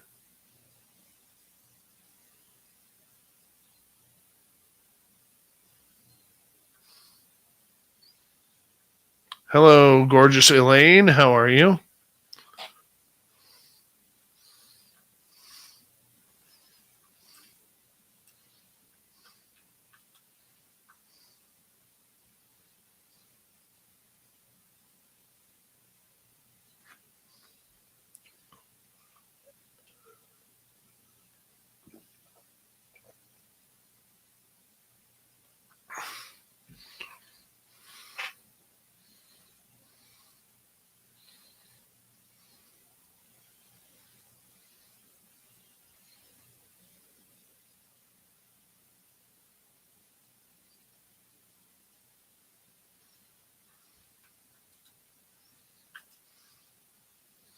Oh, this is kind of boring. Come on, bird, fly off. Eat something. I don't know.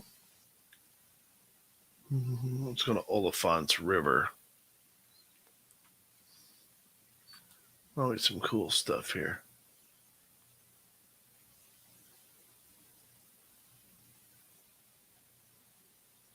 Looks like a hippo nose over here.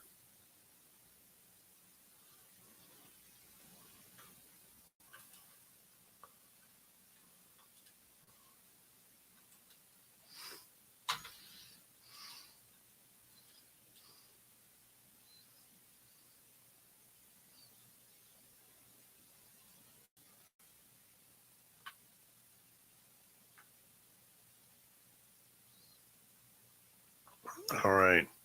Guys, I am swamped. I am tired. I know it's not much of an excuse, but I'm going to go to bed here. I will talk to you all tomorrow night. The SOR Roundtable is tomorrow night. And a big thank you tonight to Smithy, GTO, Thomas, Eddie, and Eddie, again, for the amazing super chats. Very much appreciate the love and support. Guys, have a good night. Roundtable tomorrow night about the month that was. Talk to you later.